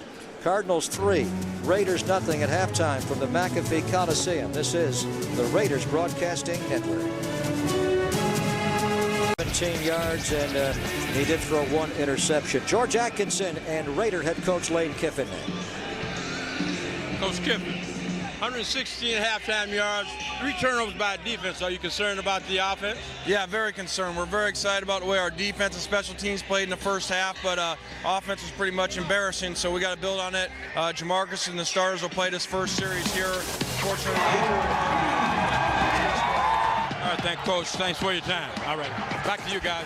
Thank you, George. Second half kickoff is brought to you by the International Used Truck Center in Oakland. They got every kind of truck for your business needs. Steve Breston on the kickoff across the 20-30 is tackled by Ricky Brown at around the 33-yard line. A 26-yard kickoff return there by Steve Breston. So Jamarcus Russell will get 1 more series time, and that was the plan, to let him cool down at halftime and then rewarm his body and come back out. For the Cardinals, they're going to go with Kurt Warner, who finished up the first half. Just attempted 3 passes, completed 1 for 15 yards. Yeah, if this is a showcase for whoever is going to start for the Cardinal, you'd have to question whether it's going to be Matt Leonard. First and 10, Arizona on their 32-yard line. Lone back is Tim Hightower, the rookie out of Richmond. Here's Warner with a toss to Hightower, hit behind the line and swallowed up by Tommy Kelly. The flag does come down right when Kelly made the tackle. Personal foul, grabbing a face mask. Defense number 93. 15-yard penalty be assessed from the spot where the run ended. Automatic first down. Well, he negates a great play, but playing that 3 technique, he looked like Warren Sapp their time. Shot the gap and got in the offensive backfield right on the pitch. Yeah, it was a nice play. He just shed the block, came in, and they don't have. I'm not sure where they saw the the face mask. I didn't see him grab the face mask unless it was his left hand that we couldn't see. His big body was hiding that, but they've eliminated just the incidental face mask this year, and now they just have a regular face mask. Yeah, I guess so. In another replay that we see, yeah, he's pulling them down by the face mask. As Tom mentioned, there's no more 5-yard face masking penalty, only the personal fouls. There's a whistle before the snap of the football. The play clock was down to 0. Delay of game called on Arizona, so even Kurt Warner and this offense not functioning smoothly as Liner took a delay of game during his very poor play in the opening half. Kurt Warner took over for Ken Wisenhunt at quarterback last year when Liner broke his collarbone 5 games in. In his second half of the year, in 8 games, he threw 21 touchdown passes. That's a 42 over a full schedule. I mean, that's better than during his first MVP year. He had a tremendous year. Yes, he did, yeah. First down 15. Warner back, throwing down the right sideline. Open is Bolden. He got behind the coverage there of Michael Waddell. It looked like he was in a cover 2 and let him go. Well, I think he fell down. He fell. I mean, yeah, he was going to try to ride him. And one thing you can't do with these wide receivers, they're big and strong guys, and he fell down. And in trying to recover, he just couldn't get back in time. And he slipped, and Rashad Baker, the safety, came over way too late. Bolden down the sideline. And that's a 24-yard gain there by big Anquan Bolden, who was not at all happy. Again, asked to be traded this past week. He asked to be traded when the training camp began. They gave Larry Fitzgerald a huge contract extension, and Bolden has put up comparable numbers. Here's Hightower off the left side, breaks a tackle, and runs through the tackle to Branch, and he's inside the Raider 20 and dropped on the 18-yard line. The first tackle was the key one there. And then Tyvon Branch is playing with that broken right thumb, could not wrap him up. And Hightower picks up 21 yards. One play after Bolden went for 24. Yeah, Hightower is the number 5th round draft choice that they're very high on, and moving him to the 2nd spot behind Edgerrin James. Rashad Baker, by the way, has left the game. He's over on the Raider sideline, a bit shaken up here. 1st and 10, Arizona on the Raider 19. Awkward handoff coming to Hightower with the speed to turn the corner, and he dives inside the 15 and down to the Raider 13-yard line. Hightower does give him a little more speed. He's not a real burner, ran a 4.6 40 at the combine, but he does have more speed than Edgerrin James, with Edgerrin all those carries he had of Indianapolis. And it appears as though Hightower is going to take the job of J.J. Arrington. Hightower 9 carries for 40 yards. Arizona taking over, and they have driven now inside the red zone. The Raiders held them out earlier in the game. Raiders are still playing their first team defense as far as the defensive line. Harrison and Howard are still there. Stanford Ralph continues to play. There's Warner out of the shotgun inside the late handoff to Hightower inside the 5, and he's into the end zone for an Arizona touchdown. Ran right through the middle of the Raider defensive front for a 13-yard touchdown to give Arizona a 9-0 lead. Yeah, right through the so-called power of the defense, because Tommy Kelly's still in the ball game. So is Warren, and they ran right up the middle and just a delayed draw.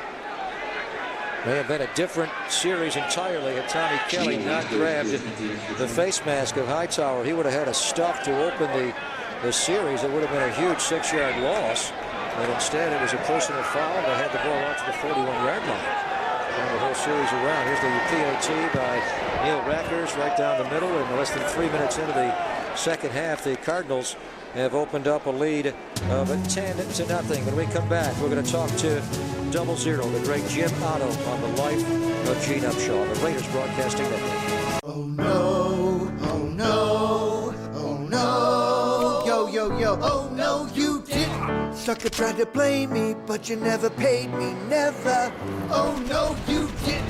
Payback is a coming, you will be running forever. Oh no, you didn't. Until I get my vengeance, I will never end this mayhem.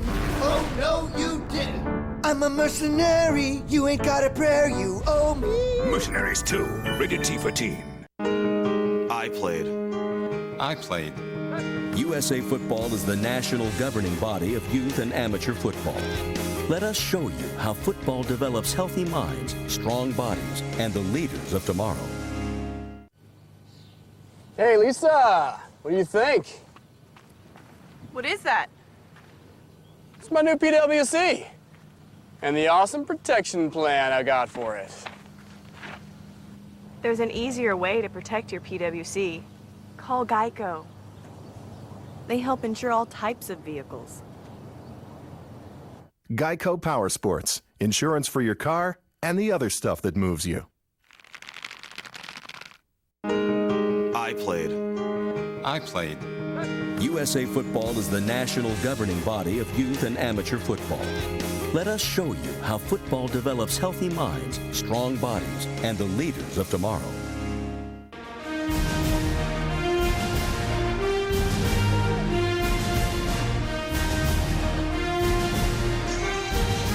Oakland Raiders football brought to you in part by Toyota, the most fuel-efficient full-line car maker in America, period. So visit your Toyota dealer today. Toyota moving forward. Johnny Lee Higgins will return this kickoff here. Arizona Cardinals with a touchdown run by the rookie Tim Hightower now with a 10-0 lead. Neil Rackers, 17 touchbacks a year ago, second most in the league. Sebastian Janikowski of the Raiders, of course, greatly aided by kicking in the desert. There's the kick taken by Higgins. Wedge comes left, gets wide 20, 25, down the sideline. Higgins across the 30 and up to around the 31-yard line. When we come back, we're going to be joined by the original Raider Hall of Famer, the indestructible Jim Otto on Gene Upshaw, the Raiders Broadcasting Network.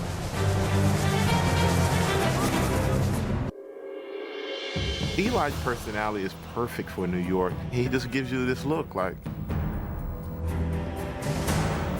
every day. America's game. This year, Drew Brees and his New Orleans Saints teammates took me and my buddies out to play in the Louisiana sunshine. He gave me some fishing tips, a couple of football pointers, and treated us to a down-home picnic. We even got to play in a backyard game with Drew. That was fun. That's a good spiral. High fives. I'm Drew Brees, and I'm part of the NFL's movement for an active generation. For great play ideas, visit NFLrush.com.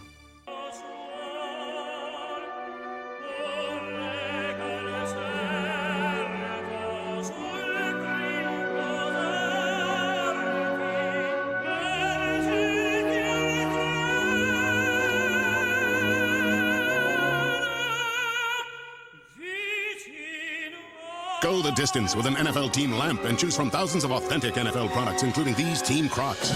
Available at NFLshop.com and select retailers.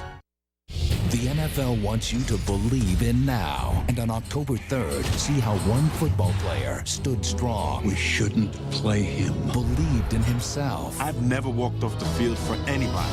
And changed the game forever. From Universal Pictures, inspired by the incredible true story of Ernie Davis. Don't you let anyone steal history away from you. The Express, rated PG.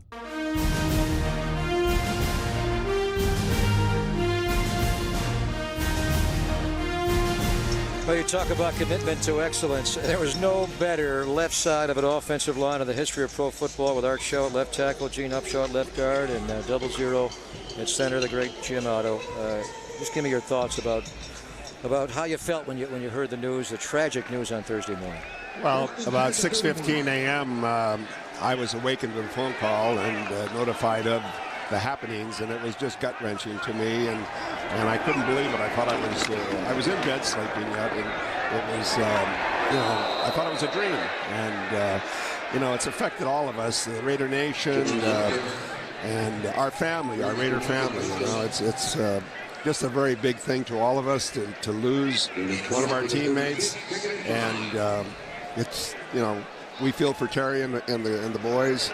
And we pray that they're going to just come along and make it through this. Just too young, age 63, just incredible. Did you have any idea Javon Walker caught a little route for 6 yards, and Russell's pass here on 2nd and 4 is deflected, incomplete, 3rd down and 4 coming up. Did you have any idea that he was sick? I had no idea. I've looked at him, and in recent years I noticed that he did look kind of gaunt at times, but he was working hard. And when you work hard like that, and he was doing everything for the Players Association, doing his darndest to make sure everything went right, you're going to be a little gaunt. You get less sleep, trying to make a contract with the owners and everything like that. And it's going to make a toll on you. Yeah, Gene was always the kind of guy that kept himself in excellent condition.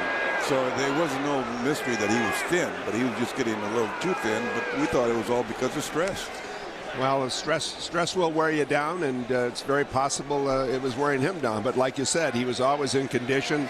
He would come to Oakland, and I'd see him come here to visit our players, and he'd always work out every day. He'd work out every day, and he stayed in very good condition. Jamarcus Russell was sacked on 3rd down, so it's 4th and 13. Glenn Pakalak is in to punt. Lance Long will return this punt for the Arizona Cardinals. Good boot by the left-footed Pakalak. Long back at the 30-yard line. He's hit immediately upon catching it. Tyvon Branch, the Raider draftee out of the University of Connecticut, with a broken right thumb. And what timing there on the gunner, Tom. That was outstanding. Yeah, that's gunners are special people, and he's fighting for a spot on this team. And special teams is a good way to do it. Well, what a play. All right, let's just talk a little about what a great player he was, because so many of our fans out there just don't remember him as a player. I mean, we'll get into his Hall of Fame career he had with the Players Union, one of the most influential figures when you look at non-owners, coaches. I mean, who had more of an impact on the game than Gene Upshaw? But when you look, as they hand off to Hightower off the right side, he picks up about 3. When you look at his his playing career, and yet the vision of him out pulling, whether it was Charlie Smith behind him or Clarence Davis or whoever was running that nice lead play, the weak side lead play you guys ran. I mean, was there a more athletic guard than you ever saw in the game? He was a force that had to be tended with, because J.J. Arrington got free, Jim, and he may go the whole way here. Branch, the only guy that can stop him, and Tyvon cannot do it. It's a 67-yard touchdown run by J.J. Arrington, the former Cal Bear. Took it off the right side, went down the sideline, and broke a tackle, got middle, and he takes it the whole way. Just a simple little flip to the right side, and the blocking was very good. Not a lot of pursuit down the line by the defensive line. And when he cut back, there was nothing but green grass. Branch was trying to make a play, but with that cast at his right hand, there's not much he can do with the right hand when he reaches out. J.J. Arrington battling for his job with Hightower playing so well, comes up with a huge play. That's the kind of play that Gene Upshaw would lead, getting out in space and take a 7-10-yard run and make it 70 yards. That's right, and the corners or the safeties that were coming up just feared Upshaw, because he was coming out there and he had those big forearms that would just come thrusting through the defender and knock him out of the way, and we went for the yardage. All right, we'll talk more with Jim Otto. 17-0 Arizona. The PAT was good by Rutgers. This is the Raiders Broadcasting Network. NFL Network, 54 games in 26 days. The 2008 NFL preseason. Today, Redskins-Panthers at 1 and Giants-Jets at 4 on NFL Network.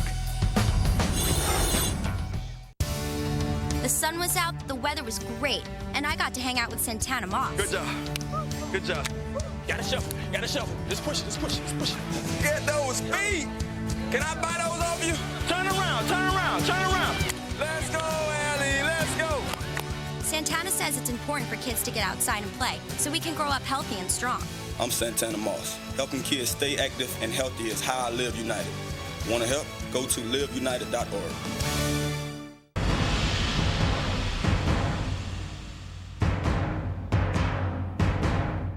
We knew in that huddle there was a group destined to apply the kind of pressure that had not been seen before.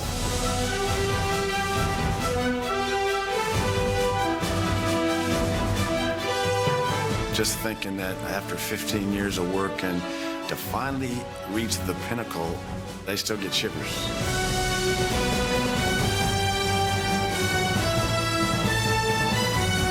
I turned around, Lauren says, "Daddy, we're world champions." That was a special moment.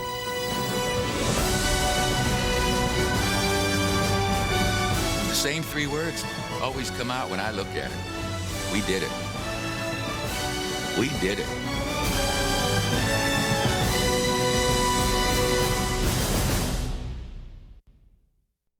I'm Jeff Fisher, and you're watching NFL Network.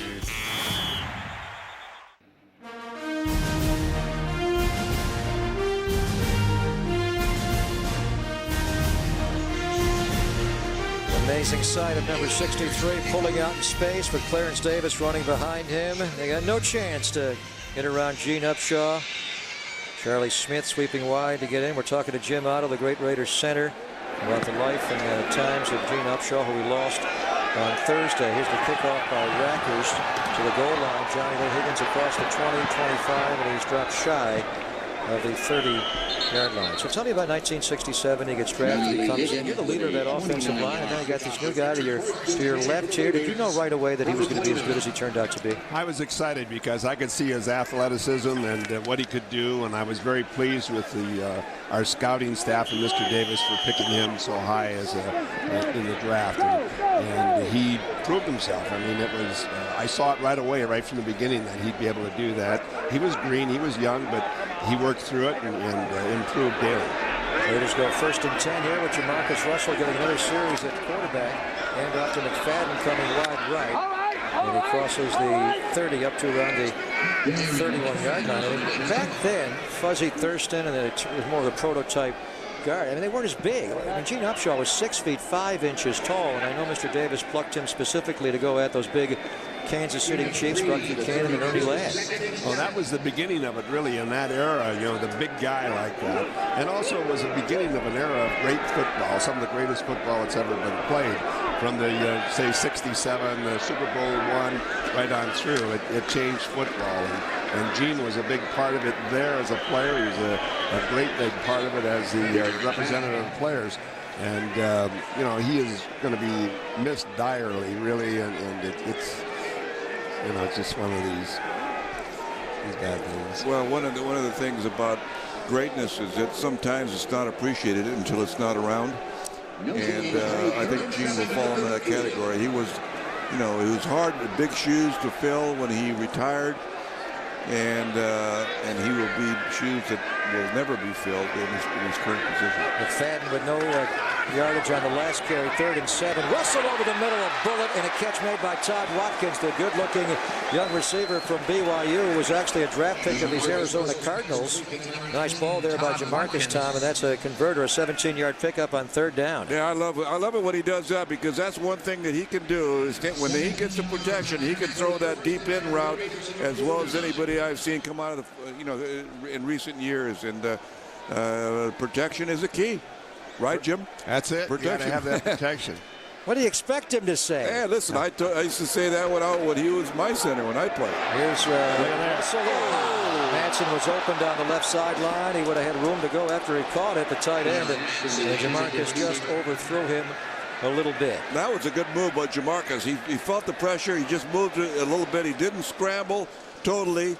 He goes back a little play action, and he sees feels the pressure, moves a little bit to his left, and throws a ball that was catchable. Those balls had to be caught. And he took a hit. Of course, I'm here with 2 of the original Raiders. Jim Otto, first draft pick of the Raiders back in '60. Tom Flores, the quarterback that team back then. Tom was tough. He could take a hit, couldn't he? Oh, he could take a hit, yes. I remember waking up at the same time he did, probably on Tuesday. Yeah, Jim and I were the only ones that understood each other at some point in the games because we were both a little fuzzy.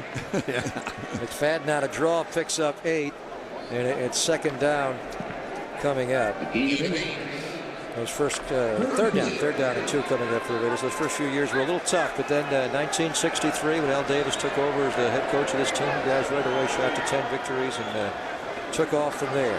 That was the beginning of greatness, and I'm glad I was a part of it. McFadden off the left side, and he picks up about 5. What do you see in this Darren McFadden, Jim? Well, I'm looking forward to seeing some of the good things. I think if we can get a little pitch out to him and where he can break the corner, he's going to be gone all the way. If he breaks through on a 6 or 7 hole play, he can go all the way. And this is what we're all looking for right now, seeing that, you know, if he can do this or not.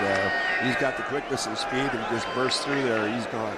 They are featuring him quite a bit on this series now. The Raiders threw a lot early. Now McFadden running it a bit. They play action. Here's a blitz up the middle, and Russell cannot get away from the linebacker, Monty Bicel, and that is the 4th time tonight Jamarcus Russell's been sacked. They blitzed him right up the middle, Tom, with pressure from the middle linebacker. Well, you got that little play action pass, and when you come on a blitz, the offensive line is at a disadvantage because they have to fire out a little bit on the play action, and that time they just didn't slide quick enough. Jake Grove at center with Cooper Carlisle. Jim, what do you say from this young Raider offensive line? You look at Gallery and the way he can run out in space. I mean, he could be a modern-day Gene Upshaw. Well, you know, a lot of things can happen yet. Gallery's just, getting himself broken in here. He's been with us for a few years now, but he might be just finding the right position right now. The offensive line a lot of them are new, except for Gallery and Grove. So with a little more experience together, I think we can have, in a lot of work, I should say, we can have a good offensive line. Gallery, a huge guard, 6'7", 325 pounds, but he has the athleticism to get out in space and block. Wayne Harris going to take over at left tackle this year. The Raiders are very high on his abilities. Jake Grove in a battle right now with John Wade for the center spot.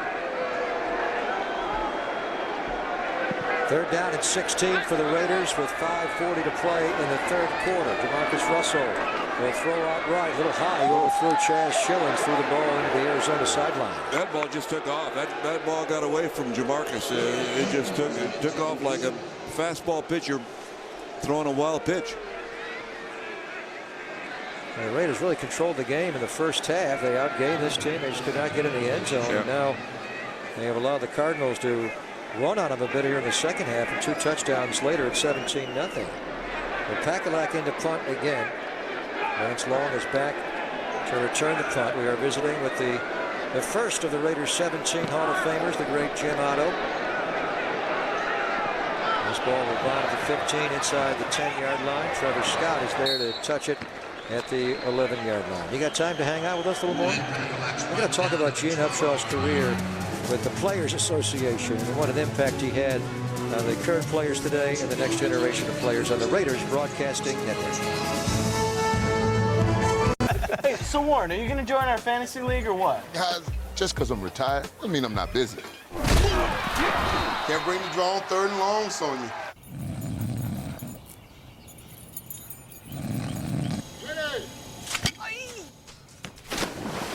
Come on, Warren. NFL.com's made fantasy easy. Takes you no time. It's fun. It's free. Laptop. You guys are going down. Play fantasy at NFL.com. It's easy, it's fun, it's free. The official fantasy game of the NFL. I played. Playing football builds character. I played. And football teaches youngsters the importance of teamwork, integrity, and responsibility. Yeah, come on! USA Football is the national governing body of youth and amateur football. Let us show you how football develops healthy minds, strong bodies, and the leaders of tomorrow. I played. Play football. It's more than a game. Share your football story at usafootball.com. What about right now? Huh? Would you give it all up for me right now? Huh? Let's go then.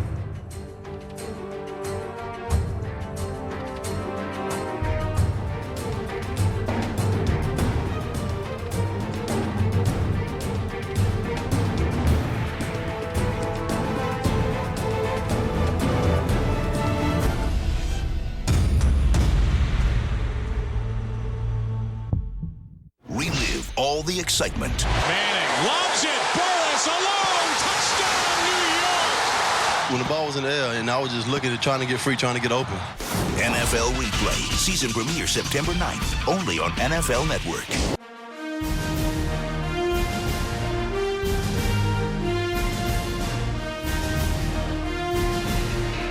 Well, as they say, there is a little Raider in all of us, and then there's a lot of Raider in some of us, and we are joined by Mr. Raider, the great Jim Otto. Greg Pop and Tom Flores with it. George Atkinson downstairs. Brian St. Pierre now in a quarterback. Hands off to Steve Baylard for the Cardinals coming left, and the Raider rush defense is all over him. Well, you look good. You look in good health, my friend. Thank you. I'm doing real good. You just had a birthday party, I know, last December. We don't want to give the number out, but you got to be proud of that figure. Oh, yeah. I'm just happy to be here. I love life. I love people, and I've had some scares, but I'm doing very well. It was a great party. It was a great party, yeah. And it was a total surprise.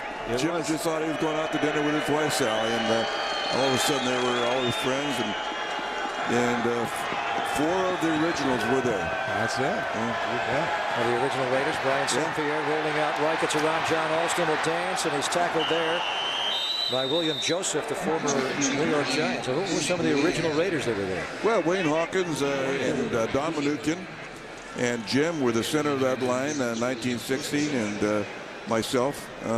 So we were there day one when there were Jim started out as a linebacker, and there were 11 quarterbacks. It was one bus coming, one bus going, and one bus playing. I think there was 120 guys the first day. Yeah. There had to be 6 or 8 centers. Yeah. And there was not a #1 center until I stepped in, and I said, nobody's going to take this position from me. And you never missed a game. Jim was a strapping, 228 pounds in it? Yeah, it was pretty small. There's a quick one to Jeremy Urban, the big wide receiver, out across the 40. Still going. And he's finally dropped on the 40-yard line. Jeremy Urban trying to win their 3rd wide receiver spot with a big gainer over the middle for 21 yards. Well, both of you guys have obviously gone into great successes after your playing career. Tom, you as a head coach, and Jim, you've had just a variety of businesses that have done extremely well and working for the Raider front offices. But did you have any idea that Gene Upshaw would have the impact that he had off the field? I mean, when you look at it, outside of an owner or a coach or someone in management, who has had more of an impact on this sport after their playing career than Gene Upshaw? You know, in the locker room, we called Gene the governor. We called him Uppy. When Gene opened his eyes in the morning, his mouth opened up, so he was a communicator. When his eyes closed that night, his mouth shut. So, you know, to be what he became as the representative of the players, he had to be able to communicate with a lot of different people, with owners, with the executive council, and you know, he got help too. And I'm sure that, and I know that he, you know, talked to Mr. Davis about different things, and they worked out things together.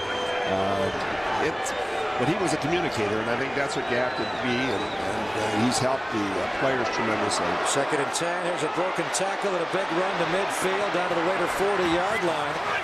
This is Chris Vincent, the first-year back out of Oregon. And you mentioned Mr. Davis. In fact, right upon his retirement, Tom, when he retired in the early 80s, Mr. Davis and Gene Upshaw had a long dinner in San Francisco, and he encouraged him to succeed Ed Garvey and become the executive director of the Players. Well, that's when the Players Association took a different turn, rather than the hostile approach to the ownership.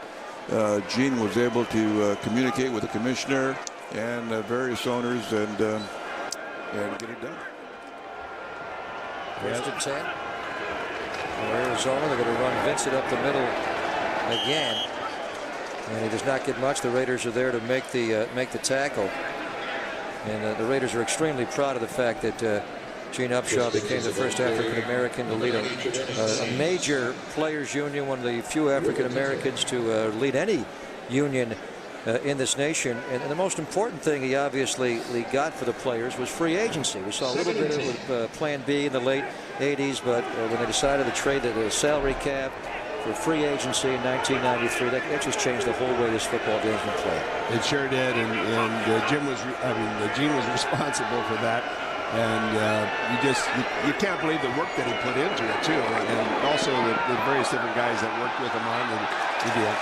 Nice coverage there by Chris Johnson going down the sideline and knocking that ball away. Brian St. Pierre now in a quarterback, tried to go down the sideline, Tom, and a deep ball, and Chris Johnson, very fast Raider cornerback, got in and knocked that ball away. Well, they see that tight coverage, and that's one of the things that a lot of teams will like to do when you telegraph that you have tight coverage and it's man to man. You're saying you got to beat me, and that time Chris Johnson played perfectly. When Pete Rozelle passed away in the late 80s and Paul Tagliabue was coming in, now Davis got with Tagliabue, and he strongly recommended you got to make a deal with Gene Upshaw and give these guys the free agency. The salary cap came into play. Here's Castillo on a screen. The fullback runs for a first down to the the 21-yard line. As we say, it was a form of free agency, Tom, in the late 80s, 89, but it all changed in 93 when the two sides came to a resolution. The players would get unprecedented free agency and a percentage of the gross revenues. The owners would get a salary cap, and that was Gene Upshaw and Paul Tagliabue. Yeah, they could call. You know, the one thing that Gene could do, he could call the commissioner, and the commissioner would accept his call, and they would talk and work towards a solution rather than just keeping the barriers up. Well, St. Pierre, the handoff to Vincent off the left side. Jim, we thank you so much for your time, sir. You look in good health. Thank you. I know it's trying times for you and the entire Raider family, but we do thank you for your time.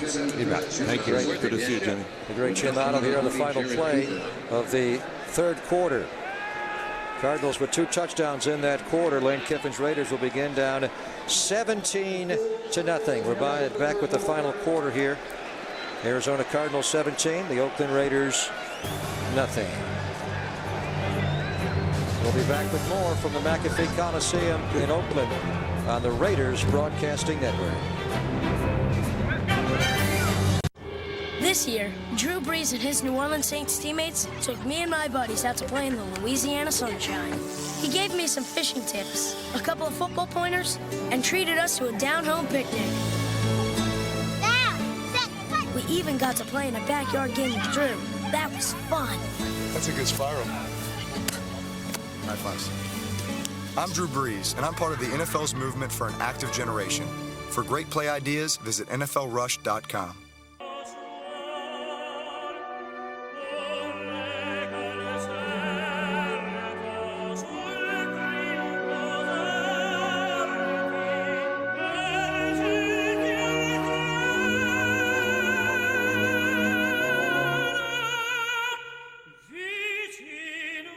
Go the distance with an NFL team lamp and choose from thousands of authentic NFL products, including these team Crocs. Available at NFLshop.com and select retailers. The NFL wants you to believe in now. And on October 3rd, see how one football player stood strong. We shouldn't play him. Believed in himself. I've never walked off the field for anybody. And changed the game forever. From Universal Pictures, inspired by the incredible true story of Ernie Davis. Don't you let anyone steal history away from you. The Express, rated PG. Get ready for the college football season. I think Ohio State has something to prove. Oklahoma is the class of the conference. I think he will become a Heisman Trophy contender this year. College football now, Tuesday through Friday, only on NFL Network.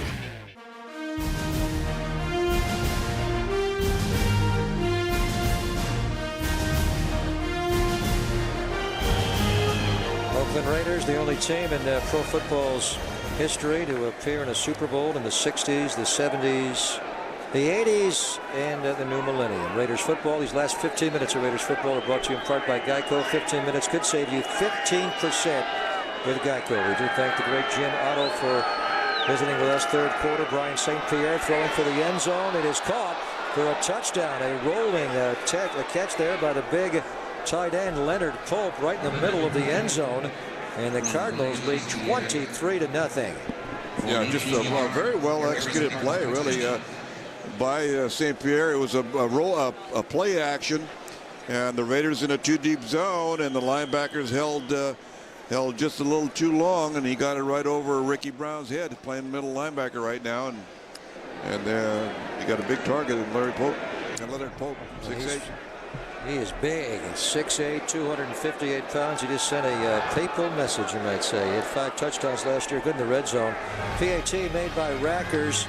It was 3-0 at halftime. Now it's 24-0 Arizona, 4 seconds into the fourth quarter on the Raiders Broadcasting Network. NFL Network brings you primetime preseason football. And it's your chance to see the NFL stars tune up for the regular season. The Bills invade Indy to square off with the Colts in a preseason showdown. America's favorite sport is back. It's live, and it's in primetime. Preseason football, Bills, Colts, tonight at 8, live on NFL Network.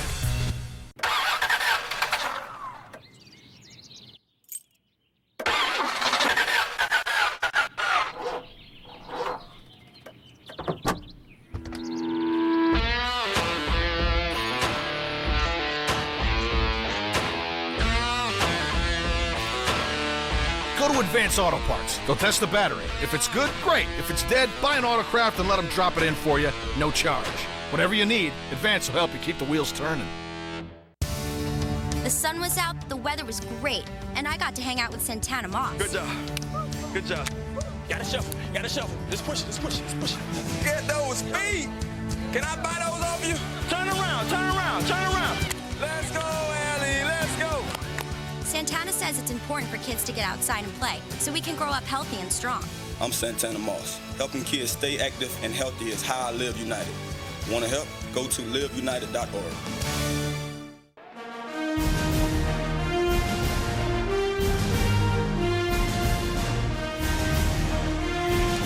Oakland Raiders football brought to you in part by Toyota, the most fuel-efficient full-line car maker in America, period. So visit your Toyota dealer today. Toyota, moving forward.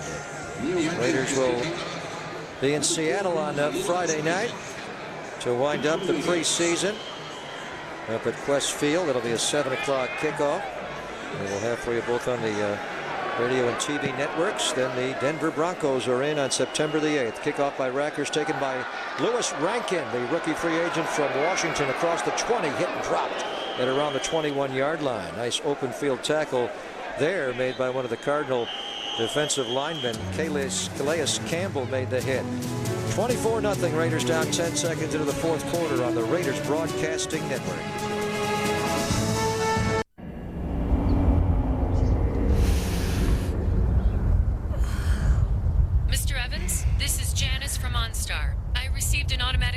You've been in a front-end crash. Do you need help?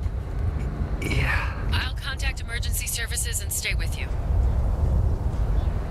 You okay? Yeah.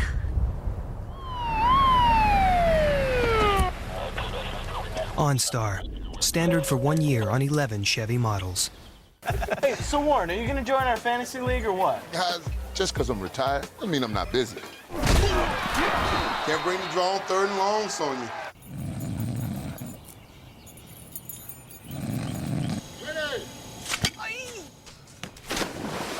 Come on, Warren. NFL.com's made fantasy easy. Takes you no time. It's fun. It's free. Laptop. You guys are going down. Play fantasy at NFL.com. It's easy, it's fun, it's free. The official fantasy game of the NFL. I played. Playing football builds character. I played. And football teaches youngsters the importance of teamwork, integrity, and responsibility. Yeah, come on! USA Football is the national governing body of youth and amateur football. Let us show you how football develops healthy minds, strong bodies, and the leaders of tomorrow. I played. Play football. It's more than a game. Share your football story at usafootball.com.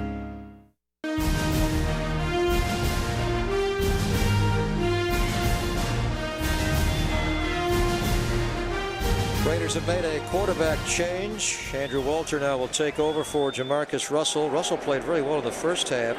12 of 23 for 117 yards. In the second half, he was just 2 of 5 for 23.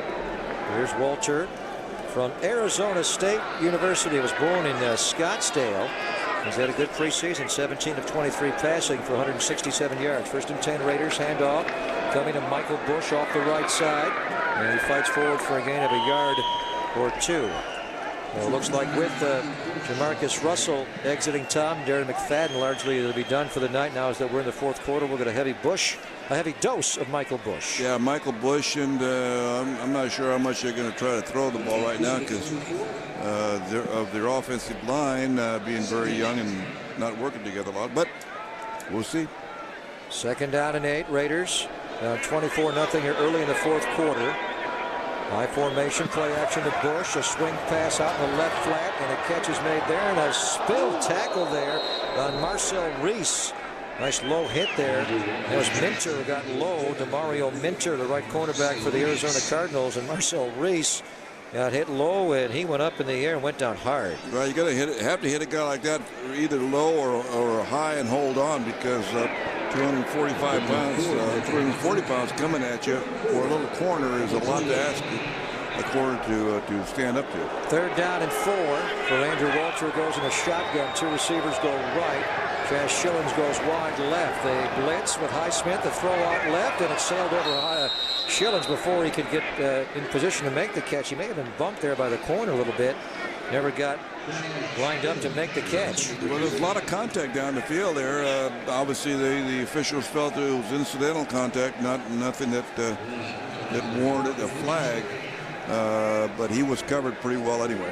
Glenn Pakalak, who has been punting this week and last week for Shane Lechler. This will be his 5th punt of the night. Lechler coming down with a quad injury right before the Tennessee game. Raiders are hoping he'll punt in Seattle. They got to get Janikowski going. He has not punted. A big punt here by Pakalak. Here's Long back inside the 20. Lance Long down the sideline. He's escorted out by Adam Archuleta and also the Raider tight end Chris Wagner. 13:22 to play in the 4th quarter. Arizona on top of the Raiders 24-0 on the Raiders Broadcasting Network. My best friend and me. My best friend and me. He's really smart. He's really funny. He sells bikes and he saves people money. My best friend. My best friend and me. Geico Motorcycle. Let's ride. What about right now? Huh? Would you give it all up for me right now? Huh? Let's go then.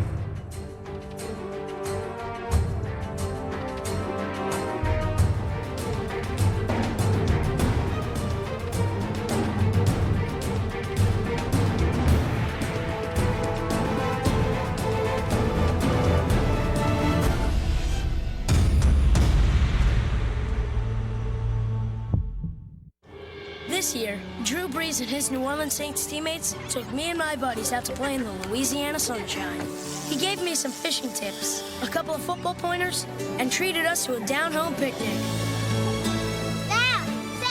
We even got to play in a backyard game with Drew. That was fun. That's a good spiral. High fives. I'm Drew Brees, and I'm part of the NFL's movement for an active generation. For great play ideas, visit NFLrush.com. Eli's personality is perfect for New York. He just gives you this look like every day. America's game.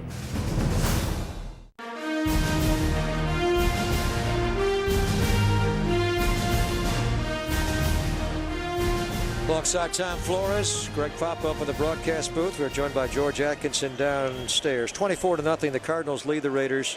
There are many ways to evaluate a preseason game. Brian St. Pierre taking over. In the first half, the Raiders outplayed the Cardinals when most of the ones were in. Brian St. Pierre with a handoff here.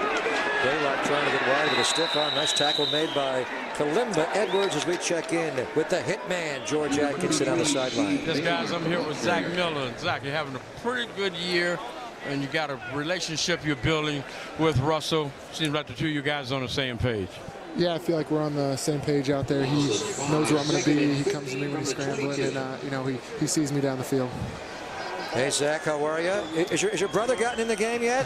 Not yet. I'm trying to watch over here to see when he gets in there. I've got both eyeballs on 83. Looking 83, his older brother, about a year and a half, Brent Miller, is a tight end for the Cardinals.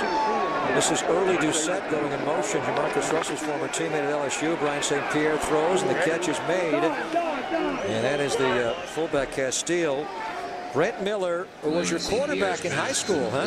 Yeah, he was a quarterback. We had the Miller to Miller connection in high school, and I got a lot of balls in high school from him. And then at Arizona State, you guys were the Miller to Miller side-by-side double tight end formation. Yeah, we ran a lot of double tight in college, and played at Arizona State together for 3 years, and it was a lot of fun getting to go to college and play on the same team as your brother and get to play next to him, in the Pac-10. As soon as he gets in, we'll let you watch the game. 3rd down and 3. Brian St. Pierre, the former Pittsburgh Steeler quarterback, back up, who knows Ken Wisenhunt from there. 2-by-2 formation, 2 left, 2 right. Pressured by Edwards, and a throw out left by St. Pierre, and a sliding catch inbounds apparently by Lance Long. Yes, he makes the catch for a Cardinal first down. They like this guy Lance Long, a rookie free agent signing out of Mississippi State, Tom, and he keeps his feet in bounds, sliding for 19 yards. Yeah, the protection was very good, allowing a pattern like this, because this pattern took a little time to develop, and an excellent catch by Long, and a very well thrown ball. He's got good hands. He looks like Zach Miller. Zach, nah, not quite. You don't. What do you mean, not quite? Yeah, you're right. Yeah, Zach would have. He wouldn't have slid. He would have popped right up and continued to run. But you have been very impressive, even as a rookie last year with 44 catches. Here's St. Pierre with a handoff up the middle to Vincent. Gets wide on Turdell Sands, and he's tackled at the 49-yard line. Zach, you were good last year as a rookie, but watching you in camp, you seem so much more comfortable in your second year. Yeah, you know, a second year in the system, I'm able to understand the offense so much better. You know, not thinking all the time. I'm able to just go out there, you know, play football, you know, the way I have my whole life. Well, being able to work with Jamarcus too, and the same quarterbacks, and Walter in training camp and in mini camps, that certainly helps too. Yeah, we're not having the rotation we had last year with all the quarterbacks, so. You know, I'm working with Jamarcus mainly and a little bit of Andrew, so I'm real comfortable with both of them. Counter handoff, Turdell Sands swallows up the back Vincent, and he makes the tackle. You know who was in on that play? Number 83, Brent Miller. There we go. Your brother got him. We're going to let you go and go watch your bro play tonight. Yeah, go see how he does. All right, Zach. There he's running off the field. Well, he was in for one play. He'll come back. Stuff in the backfield. You got to point that out to your brother. Nice play by Turdell Sands, huh? Yeah, he just penetrated. He got one of the linemen tried to block. Pat Ross tried to block down on him, and that was almost impossible. When Turdell gets his knees bent and gets his weight going forward, he's pretty hard to hold up and just a one-on-one. Unblockable in a word. Zach, thank you. Hey, thanks for having me on. All right, Zach Miller. Well, I see good-looking tight end time. I know you love that tight end as the throw out left and a catch made. 2 feet in bounds. Yes, and they've got the first down. It was Jamal Cornelius who came up with the catch. Raiders seemingly have always had good tight ends. You had one of the greatest in history as far as a pure catcher in Todd Christensen when you were coaching. Yeah, Todd was an outstanding receiver tight end. Blocking was just adequate.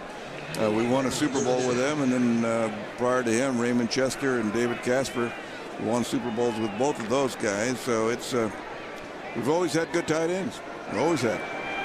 First down and 10, Arizona on the Raider 43-yard line with 9.5 to play in the game. Brian St. Pierre audibilizing. Adam Archuleta is in for the Raiders. They blitz Sam Williams. They hand off to Vincent off the right side. Michael Waddell and Cooper finally make the tackle, but he is down to the Raider 35-yard line. One thing Al Davis has always had, even going back to the early 60s, Billy Cannon, the former Heisman Trophy winner. He had a great set of hands himself. How about the ghost to the post? Dave Casper. Then Raymond Chester catching and being on. One thing they could all do, they could all go, they could get the ball and they could all go down the field. They could go deep. And Zach Miller may be in that kind of category. Zach Miller last year, 44 catches. He led all rookie tight ends in the National Football League, and it was an Oakland Raider rookie record. Most catches by a rookie, breaking Tim Brown's mark of 43. There's a handoff to Vincent coming wide left. That's a stiff arm on Jared Cooper, but no flag. And he runs for a first down. Cooper saying he grabbed my face mask. Yeah. And part of the thinking on this, Tom, and dropping the 5-yarder and going with just the 15-yarder only, is they're talking. They said we're going to call it more on the offensive guys. If they continue to stiff arm and move the face mask around, we're going to call it on the offensive players. Well, then they should have called one there, because that was a pretty good grabbing of Coop's face mask, and because he doesn't complain too often about certain things. He's a tough, rough and ready guy, but that time he complained a little bit about the face mask twisting. Well, they talk about it, but they don't call face masking on the offense. They have it in this league's history. First and 10, 31-yard line. St. Pierre, they hand off to Vincent off the left side. And Sam Williams able to shoot in there from the strong side linebacker spot. And Vincent gets up very slowly. 8 minutes to play in the fourth quarter. We were talking earlier, there's so many ways to evaluate a preseason game. And Lane Kiffin's not happy. He's ultra competitive. He's not going to like this 24-0. But when the ones were in there for most of the entire first half, really, and there was a little bit of the ones in the second half, but mainly it was the backup guys. That's where the game got out of hand. But the Raiders outplayed the Cardinals. They didn't outscore them, but they outplayed them and they outgained them in that first half. Well, they did, but part of outplaying, part of anybody is scoring. And to have the ball as much as they did in the first half and to come up with no points, that is just inexcusable. And you could tell when Lane talked to George Atkinson coming out of the second half that he was not a happy camper, and he's not going to be. This is 24 zip, even though it's a preseason game. No one's going to remember this in 2 weeks when we line up against Denver. Still, it's how you lose that's important. And last week, the offense was much more efficient than it was tonight. Yeah, the Raiders looked very good. Nashville last week really should have won the game. They lost it in the last seconds on the final play of the game. They badly outplayed the Niners the first week, and the Niners have looked very good since in beating Green Bay and Chicago. There's Brian St. Pierre, a third and short, throwing low, and a catch is made for a first down.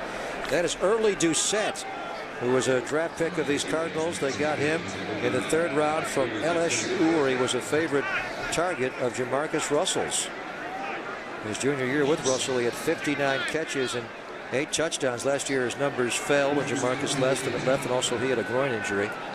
This is his first preseason action tonight. He was out with a hamstring pull. A little confusion right now in the Arizona huddle. They bring a player in late. Play clock at 8. They just now break the huddle. St. Pierre gets up quickly. Play clock at 5, 4, 3. St. Pierre going to beat it. Handoff coming wide left as Baylor trying to turn the corner. Nice tackle there by Jared Cooper. As Cooper kept that edge strong there and spilled him up, and Baylor with no gain. Now 5 minutes and 40 seconds to play in the football game. Again, we're going to have operators standing by until the end of the ball game, so make your plans to be with us for just September the 8th, the season opener against the Broncos, or all year, any game you want to come to. The Raiders have a full season ticket package, a half, a 3-pack. They have a plan waiting you. 1-800-RAIDERS is the phone number, or you can do it online also at Raiders.com. They have ticket packages galore, all the luxury suite information. The Raiders have really made some strides in the offseason time. Here's a pitch to Baylock again coming right, and he stumbles down to around the 10-yard line to fortify this roster. They fortified it with good players who are young players. And when you look at the AFC West, it's up there. Sean Merriman may have knee surgery. He may not play this year for the Chargers. No hurry-up offense here. Arizona's on the line. But a quarterback sneaks St. Pierre off the right side on third down. He didn't get it. No, he didn't. Tried to go quickly, and Sam Williams was there. And they'll see if they go on fourth down or not. Well, it doesn't look like they're going to send in any kicking team at this point, so they're going to go for it on fourth down. Fourth and about a full yard. The Chargers have lingering injuries with their 3 great offensive players, Phillip Rivers and LaDainian Tomlinson and Antonio Gates. And now the news that Sean Merriman, that would be a blow, has a knee injury. He may not play this year. We'll see how they do it. He's such a dominating player, Merriman is, that to lose him would be a real blow. Fourth down and 2 for the Cardinals out of an I formation. They try the left side. Sam Williams gets in there, and the Raiders will take over on downs. Nice defensive series there by the former Fresno State star via Clayton Valley High School, Sam Williams. And he made the big tackle on fourth down to give the Raiders the ball back, and last chance here to get some points on the board. 4:03 to play in this preseason game from the McAfee Coliseum. Cardinals 24, the Raiders nothing. This is the Raiders Broadcasting Network. NFL Network, 54 games in 26 days. The 2008 NFL preseason. Today, Redskins-Panthers at 1 and Giants-Jets at 4 on NFL Network.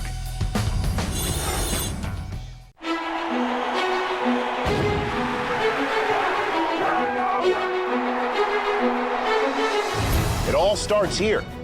At NFL Network, we are everything NFL. There's a man open, and we've got a touchdown. Every day, we work tirelessly to bring you great moments from the past and also set the stage for what's to come. He's trying to get the ball to 81. You're going to see some big plays. They're going to need a better effort from the offensive line. You can find us anywhere, win or lose, rain or shine.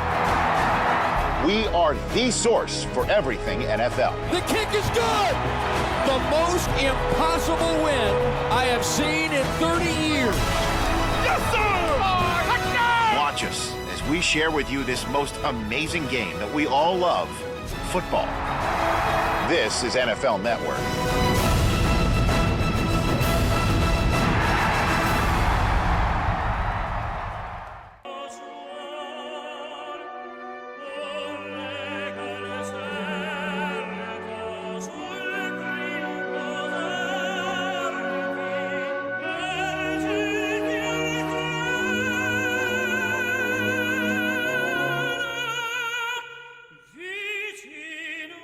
Go the distance with an NFL team lamp and choose from thousands of authentic NFL products, including these team Crocs.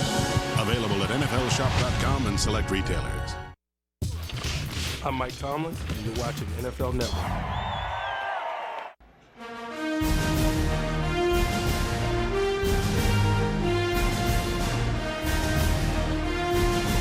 Oakland Raiders football brought to you in part by Toyota, the most fuel-efficient full-line car maker in America, period. So visit your Toyota dealer today. Toyota moving forward. Raiders will start from their 10-yard line up against their north end zone here at the McAfee Coliseum. Raiders going to an I formation. Michael Bush, the tail of the I. Walter hands off to him. He slips one tackle, and then he is dropped in the backfield for a loss of a couple of yards. Michael Bush has looked just superb, Tom. I know you were very high on this young man. Yeah, I'm very high on him, but right now the offensive line is not giving him much room to operate on and do what he can do best. At that time, there was a defender in the backfield, got him before he even got started. Raiders are playing Mario Henderson at left tackle. Paul McQuiston plays left guard. John Wade now in at center. And they're playing Chris Morris at right guard and Fred Wakefield over at right tackle. Michael Bush lead play. And nothing off the left side. Michael Bush, what a career he had at the University of Louisville. And he was the back in a pass-happy attack of Bobby Petrino.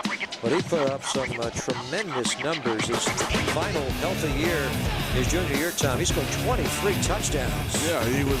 That's why he was a preseason candidate for the Heisman Trophy until he broke his leg. In the season opener against Kentucky, he already had 128 yards rushing and 3 touchdowns, a little over 2 1/4. Here's Andrew Walter now on third down, throwing a deep ball down the middle for Watkins, who fully extends and does not come up with the catch. The official right there says he did not catch the ball. What an effort.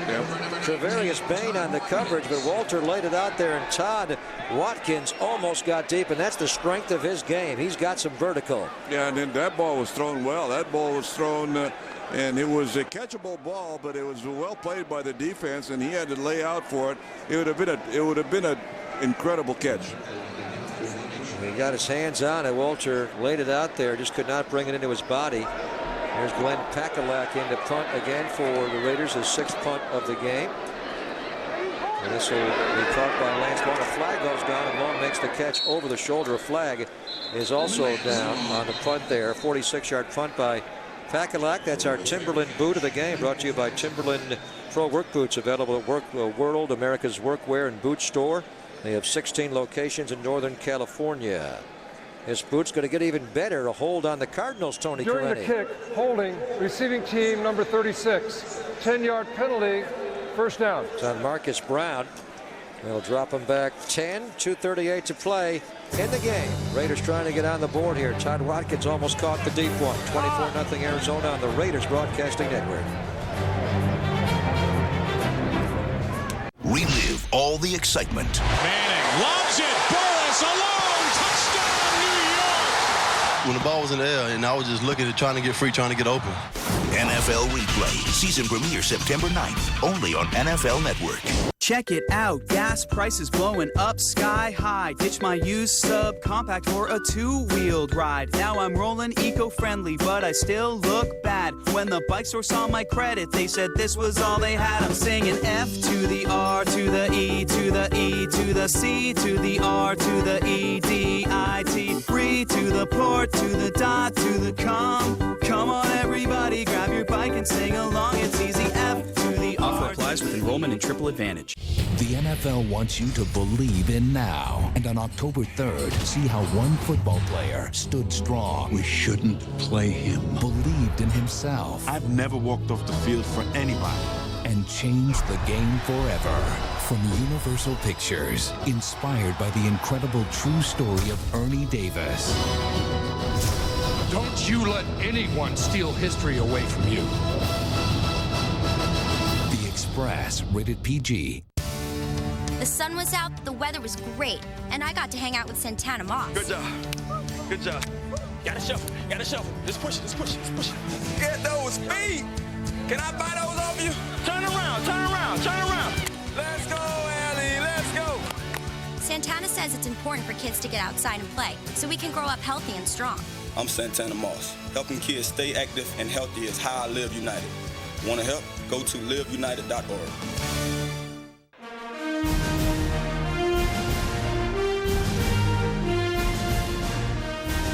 And the Raiders once again added an international flavor to training camp this year. Defensive tackle Mauricio Lopez is spending the entire 2008 season with the Silver and Black as part of the NFL International Practice Squad program. Lopez, a Mexico City native, spent 3 seasons playing in NFL Europa. And the Cardinals now in the handoff here. Ryan St. Pierre in a quarterback. And Vincent tries the right side. Kalimpa Edwards. Actually, Anthony Morelli now in a quarterback for the Arizona Cardinals. There's Lopez. And also, Tom, the Raiders invited 5 international coaches to join head coach Lane Kiffin and the staff from Mexico, Sweden, and 3 from the Swarco Raiders, a football team in Austria.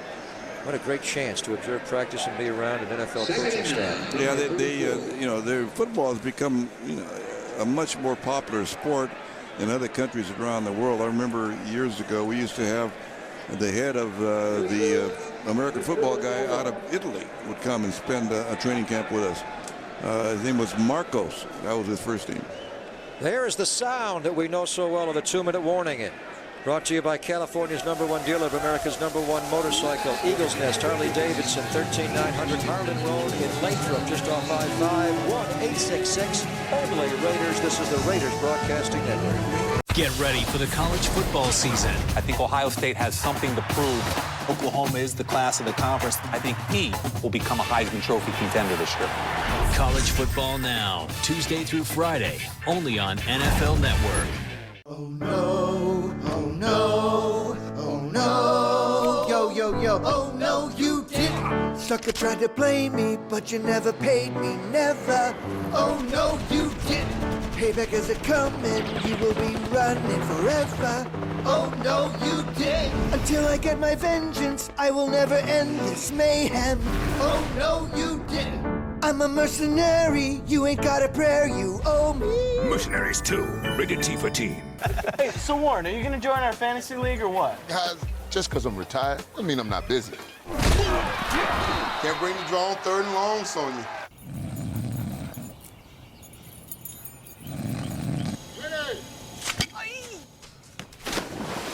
Come on, Warren, NFL.com's made fantasy easy. Takes you no time. It's fun. It's free. Laptop. You guys are going down. Play fantasy at NFL.com. It's easy, it's fun, it's free. The official fantasy game of the NFL. I played. Playing football builds character. I played. And football teaches youngsters the importance of teamwork, integrity, and responsibility. Yeah, come on! USA Football is the national governing body of youth and amateur football. Let us show you how football develops healthy minds, strong bodies, and the leaders of tomorrow. I played. Play football. It's more than a game. Share your football story at usafootball.com.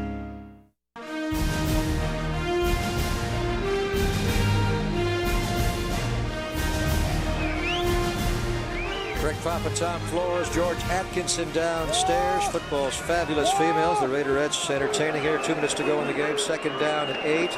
Anthony Morelli going to throw a lob down the right sideline. A jump ball broken up beautifully by Nick Sanchez, Raider cornerback out of Stanford for Rob Ryan. Now it's 24-0. 3 touchdowns were scored all of the second halftime. The Raider defense played pretty well in the first half, just allowing 87 total yards, and they had 3 interceptions, don't forget. Yeah, they did. They played excellent.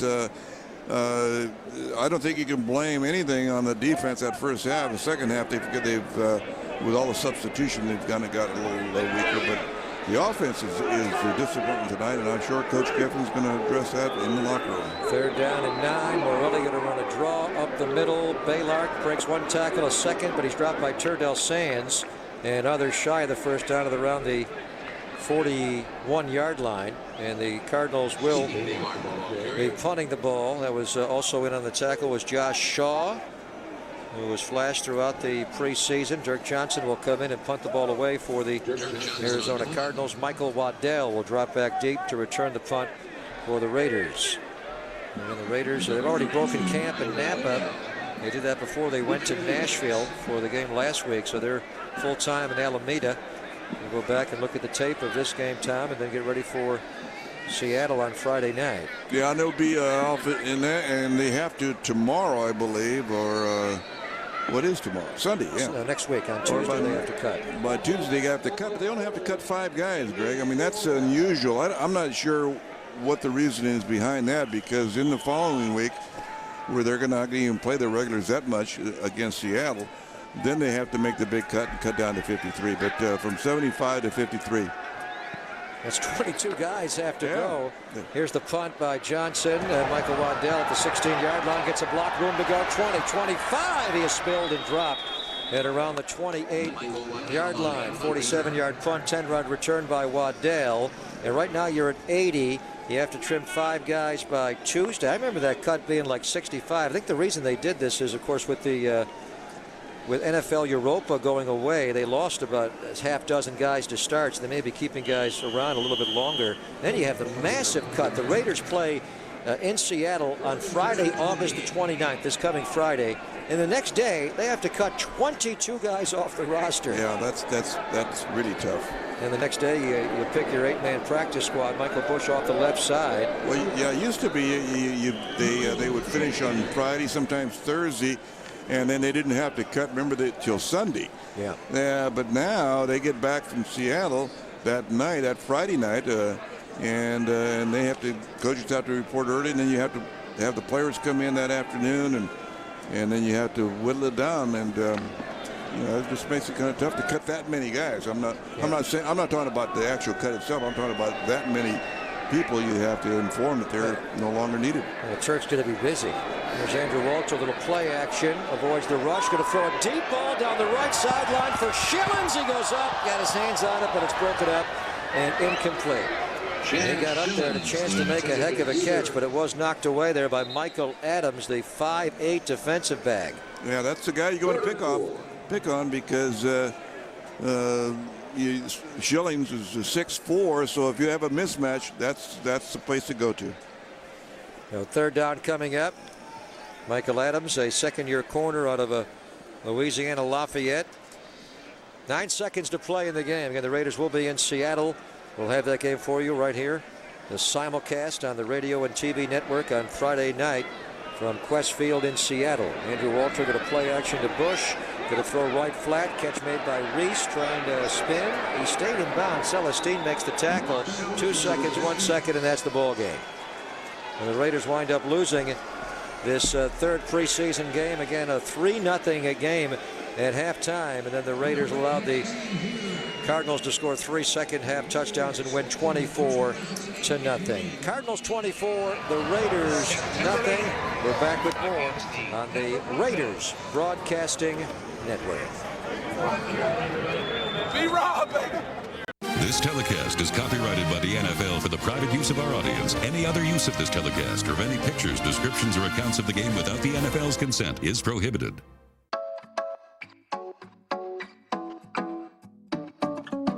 Last year, Expedia booked over 25 million trips worldwide. more trips than any other travel site. That gives you the power to get the best deal on the one trip that really matters. Yours. Expedia.com. And right now, you can get our best hotel deals yet. It's the Expedia half-off hotels sale. Get up to 50% off hotels, plus get $75 for free gas. What about right now? Huh? Would you give it all up for me right now? Huh? Let's go then.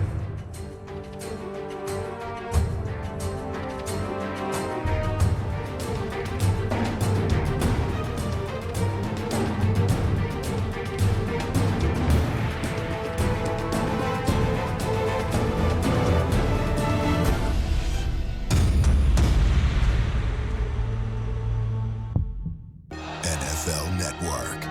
It's all in the numbers.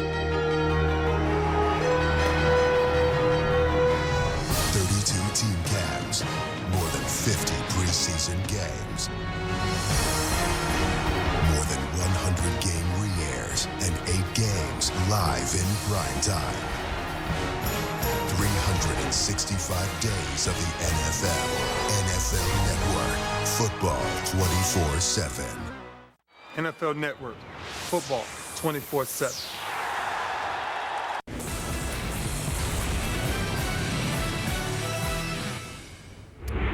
Sean Merriman said Saturday upon his return to Chargers Park that he has a torn lateral collateral ligament as well as a torn posterior cruciate ligament in his left knee. After seeing specialists in Alabama and New York, he plans to fly to Miami early next week to see another before making a decision whether to begin the season or have surgery. I want to play, period. The question is, what should I do? How long should I play? It's 1,000 different options at this point, and I'm just trying to make the best one. Preseason football on a Saturday night. The battle for the Big Apple. Brett Favre taking on Eli Manning. Bad news for the Giants. O.C. Umenyiora gets injured on this play. It's the left knee. It looks like O.C. injures the knee when he plants the foot there. X-rays negative. Brett Favre, look at this touchdown pass. Or so we thought. That was to Jericho Cotchery. It gets called back after a flag, illegal formation against Bubba Franks. Fourth quarter, though. Giants up 7-3 at this point. The other Brett Ratliff, hooking up with Paul Raymond. 24-yard touchdown turned out to be the game winner. 10-7 the final in that one. Washington at Carolina. New Redskins head coach Jim Zorn, 3-0 in the preseason, had all kinds of problems in Charlotte. Second quarter action, this is D'Angelo Williams taking the handoff, fumbles. Steve Smith picks it up, takes it to the house for the touchdown. Panthers with a 13-0 lead. Next Panthers possession, 13th overall pick, Jonathan Stewart, gone. 50 yards, 10 carries, 100 yards, and a touchdown for Stewart. Panthers win big, 47-3 the final there. In the Sunshine State, Jacksonville and Tampa Bay, Jeff Garcia rolling to the right, picked off by Reggie Nelson. Following the interception on the 3rd and goal from the 8, this is David Garrard finding Dennis Northcutt, who makes the defender miss, takes it into the end zone. Jacksonville up 10-0. Jeff Garcia, however, picked off again by Reggie Nelson. Jaguars go on to win 23-17. Cleveland, Detroit, John Kitna. The old man could still move. Scrambles. And check out this throw and catch by Roy Williams. 29-yard grab, one-handed. Later in the second quarter, Kevin Smith takes the handoff, runs right, cuts it back. 35 yards. He goes for the touchdown. Lions win it 26-6. Pittsburgh, Minnesota. Steelers visiting the Vikings. Rashard Mendenhall stripped by Kevin Williams. Minnesota would recover. 6 plays later, started the second quarter on a 3rd and goal from the Steelers 1. Adrian Peterson leaping over the pile for the touchdown. And Rashard Mendenhall not happy with his play tonight as the Steelers. However, they win it 12-10. But there you see Mendenhall disappointed in his play. In Cincinnati, the Saints game marching in. Drew Brees will play action. This is Ronnie Jett. Touchdown, Saints up 10-0. Less than 2 minutes to play second quarter. Carson Palmer gets sacked by Kevin Casefaharn and Bobby McCray. Loss of 11. And yeah, there you see, look at it. Bloody lip, bloody nose for Carson Palmer. Saints win the game as well, 13-0. Looks like it might be a long year in Cincinnati. In Oakland, Matt Leinart, all kinds of problems. Looking for Larry Fitzgerald, picked off by Michael Hug. Second quarter, Leinart rolling out. Looking, and he's going to get picked off one more time. Stanford route, brings it back. Later, it's Leinart, intercepted yet again. Rashard Baker. Leinart was 4 of 12, 24 yards and 3 picks. Kansas City, Miami.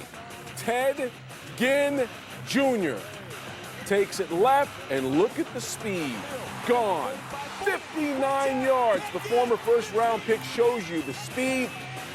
Dolphins up 10-zip. 2 plays later on a 3rd and 5, it's Pennington finding Anthony Fasano, 17-yard touchdown. Dolphins hold on to win it 24-0. Ravens against St. Louis. That's Keenan Burton, I should say, on the fade route. That made it 10-3. Then with 11:45 left in the third, Joe Flacco hooks up with Derek Mason. Great grab for the touchdown. Rams go on to win it, though, 24-10. On Sunday, right here on NFL Network, the Colts entertain the Bills. Join our Sterling Sharp, Deion Sanders, and Marshall Faulk for all the action. Kickoff at 8 Eastern. Our coverage begins at 7 with NFL Total Access. The history of the National Football League proves that most games are won in the last 2 minutes of the first half or the second half. That is the receiver. Time. What do we got, 3rd and 9? 8 weeks ago, we stood in this same spot. Getting a 7-point here. All 6 of you work your tail off. 5 seconds left. 4, you dreaming? 3, Number 3, Brett, number 3. Yeah, 83. More to go. 792, rushing 2 weeks. Come on.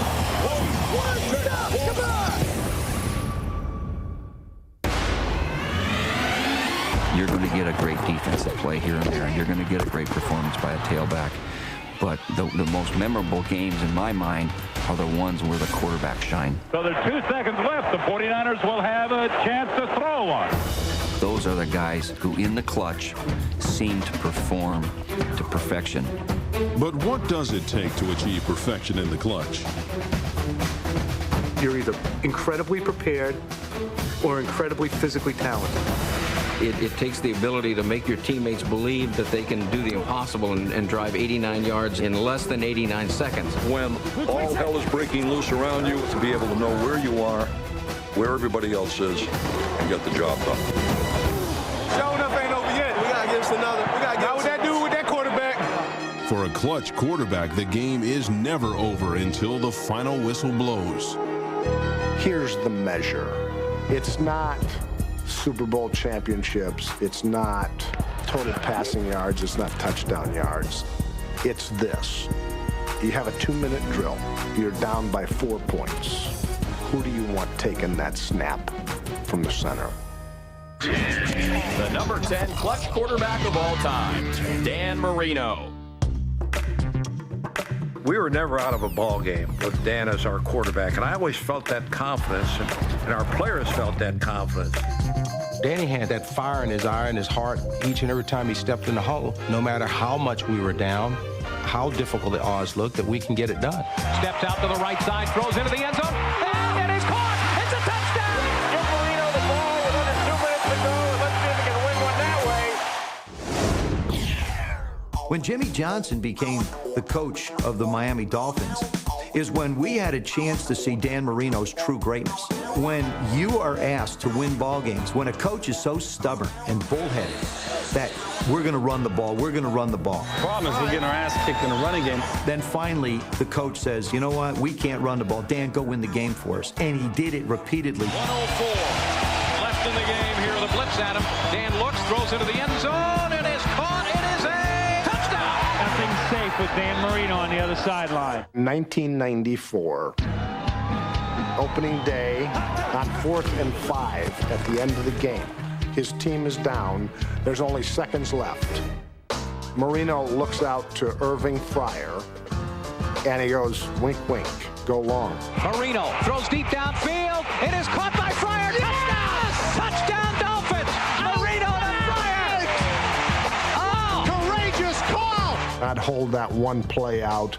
as being one of the finest clutch plays I've ever seen. Marino always worked the clock, but no time was more memorable than our next clutch play. We were beating them the whole game, and then finally on their last drive, it was the old fake spike game. 30 seconds to go. I believe Marino is saying, I'm going to spike it. The Jets are, they're sleepwalking. They're clueless. Marino takes the snap from center. He's looking. He throws. Touchdown, Dolphins! They caught the Jets off guard on that play. It wasn't like we didn't know what was going on. It wasn't like this big epiphany that Dan Marino had. We had talked about that in our practices, but on this particular time, it was strictly Dan, knowing what to do at that moment. And the clock play was the right thing to do. That was unbelievable. Dan Marino becomes the all-time leader in pass completions in NFL history. The only stat people remember is that our number 10 quarterback never won a Super Bowl. If Marino had won that ring, even just one, he's higher on every list by every measure of esteem. Nobody would say, well, yeah, but... Danny will always have the yeah, but detractors out there. He's always going to carry the curse, but he didn't win a Super Bowl. Why does it matter that he didn't win a Super Bowl? I just think that's unfair. The fact that he's number 10. You may have him as number 10. I got him as one of the greatest clutch quarterbacks ever in the NFL. Coming up, a clutch quarterback who did win the big one. For him to step up and not just play well enough to win, but to play historically great under that kind of pressure is great clutch quarterbacking. Eli's personality is perfect for New York. He just gives you this look like, every day. America's game. There was one time I was in a game. Get in there. That's first down. There was $100,000 on the line. It was a big tournament. I had to drive down with a minute left and score. I ended up scoring with 10 seconds left on a slant route. Uh-oh. Oh, my God, this dude's sorry. Instead of just kicking the extra point and going to overtime, for $100,000, I went for 2. I did fullback dive right up the middle. I don't think anybody else in the world would do that except me, because I'm the best there is. Rated E for everyone.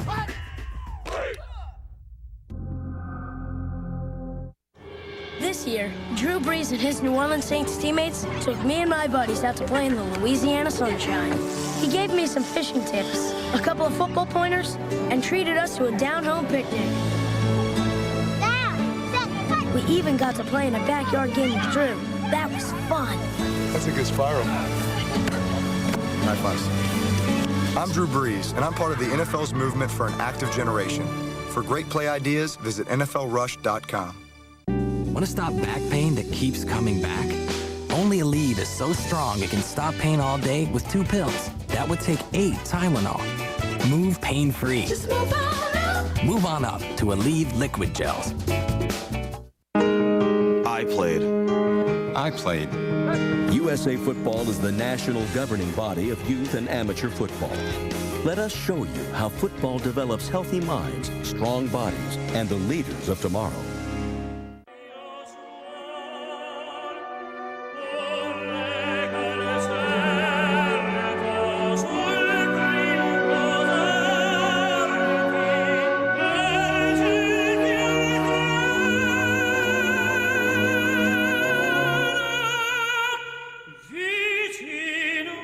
Go the distance with an NFL team lamp and choose from thousands of authentic NFL products, including these team Crocs. Available at NFLshop.com and select retailers. NFL Network, football 24/7.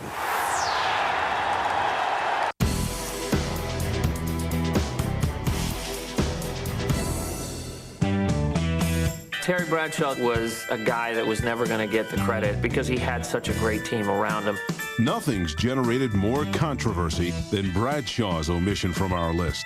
He was MVP in the Steelers' last 2 Super Bowl triumphs without blinking an eye. And it's a touchdown for Pittsburgh on the arm of Terry Bradshaw. Bradshaw has this, and that's how many Super Bowls he lost. It's 4-0. Sorry, Terry. Making a splash with Super Bowl wins won't get you in this top 10.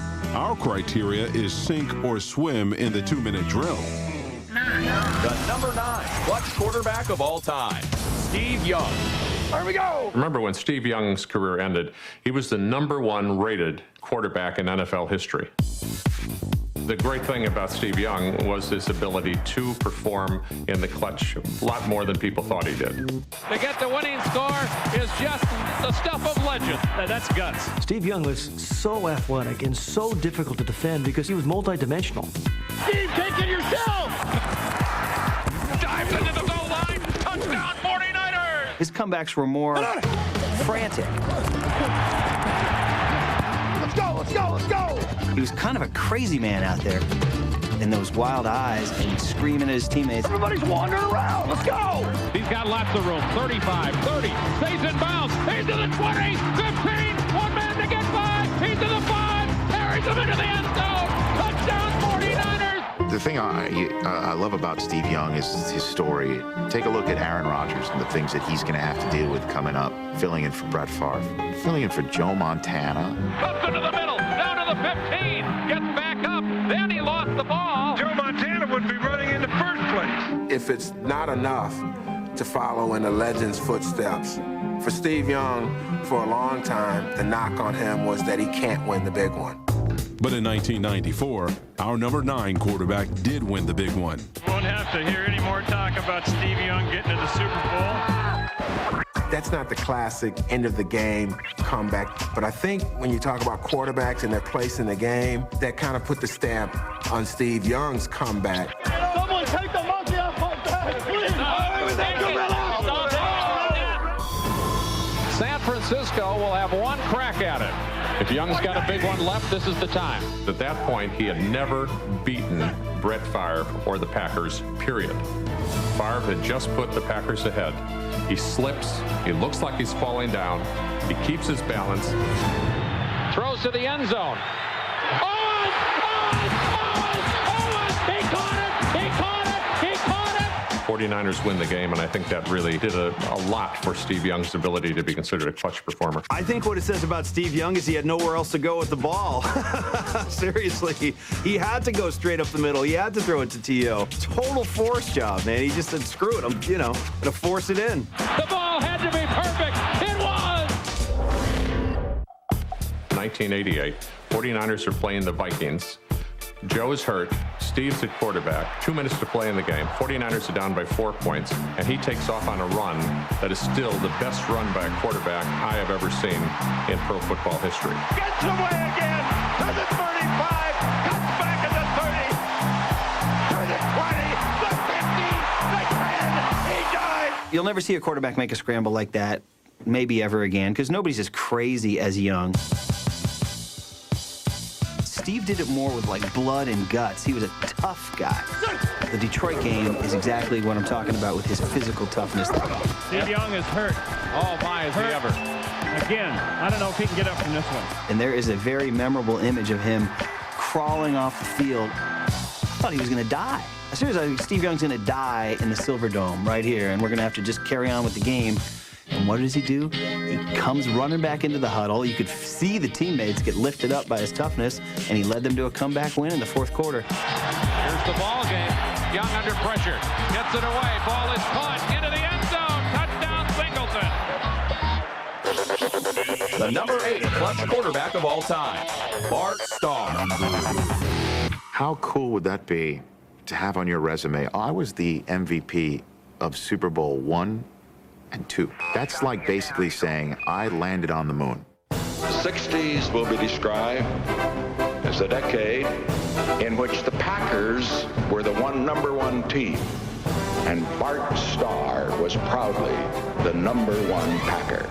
It was Starr who brought on the renaissance of Green Bay's attack, time and again in crucial third down situations when success was vital to keep scoring drives in progress. With Starr, you think of success. With any of the other guys, you can picture failure. With Starr, you never think of failure. When I think of Bart Starr, I always think of the play-action pass on 4th and 1, which he always seemed to throw for a touchdown. 4th down and 8. What a brilliant comeback by the world champion Packers. People think I hate quarterbacks, and I do. But there are quarterbacks I admire, too. Bart was a true Trojan. Anybody can play when there's really nothing at stake, regardless of the game, regardless of the situation. But I really think the measure of the player is how well he plays under pressure when you have to win. Bart Starr was, an average quarterback. It was Lombardi's Packers. It wasn't Bart Starr's Packers. When the Packers had the ball with 80 yards to go, I feared the machine more than I feared him. Lombardi on the sidelines with his fedora, Horning and Taylor and Dowler and Starr, they were all part of it. I think Starr doesn't get the credit he deserves because his persona is in the shadow of his coaches. But one of the great things about Starr is that never bothered him. He was not about Bart Starr. He was about winning, which was what Lombardi taught.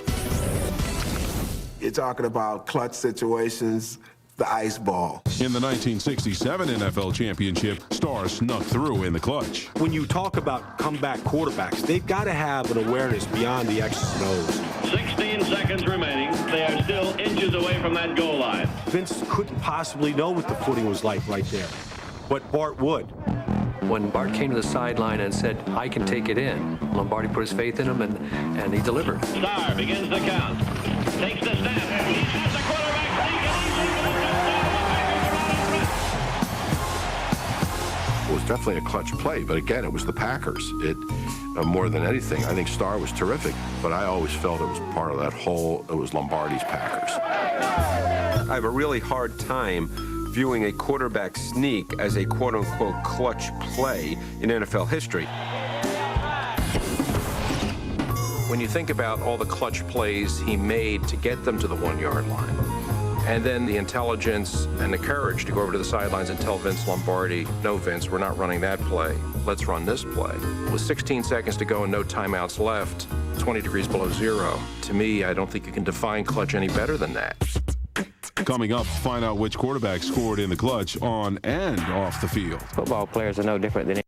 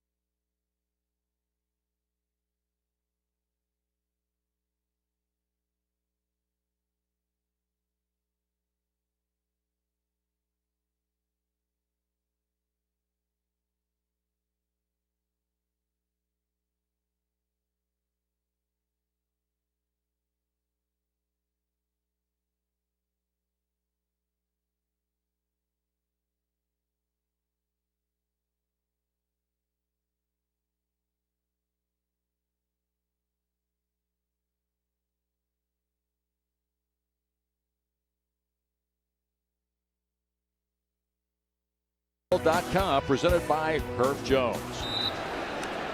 Well, an incomplete pass to start this drive for the Indianapolis Colts. There you see Quinn Gray, who's had some up and down moments in this preseason. He has thrown for more yards than any other quarterback, but he's also thrown for more interceptions. Yeah, there have been lots of ups and downs, and we really haven't mentioned the battle for this third quarterback position. I think the Colts are going to have to go with 3, probably for the first month of the season, with questionable health of Peyton Manning and Jim Sorgi. So one of these guys is going to win the job. Kenton Keith gets the handoff on this play, and it's going to go for very little yardage as Darrell Blackstock comes up and makes the tackle for Cincinnati. One of the Bengals lost their helmet down there. Looked like it might have been Robert Gathers. But it'll be 3rd down and 9 now for Indianapolis. So the Colts trying to put together something here in the early going that would keep them from going 1, 2, 3 and out, putting that defense back in the field. That is the truth. You don't want to get those guys back out there. They were just on the field for 11 minutes. So big play here early in this game. Quinn Gray out of the shotgun, gets pressure, and there's no place to go as he is hammered in the backfield. And this has been an ongoing issue for this Colt ball club. As Gray lost the football, there was a fumble, and it looks like the Bengals may have recovered it. Wow. Big rush that time by the Bengals. The pocket collapsed in a big hurry. And this front line of the defense, or the Bengals, did a great job that time. And Quinn Gray was stripped of the football, and Domato Pecco came up with the recovery. It looks like. Yep, he did. 3rd-year player out of Michigan State. And so Gray loses the football as he gets sacked in the backfield, and now Cincinnati knocking at the Colts' door again on 1st and goal at the 10-yard line. We have seen this before. Yes. We saw it in that last ball game we did down at Atlanta. Early struggles for the Colt offense.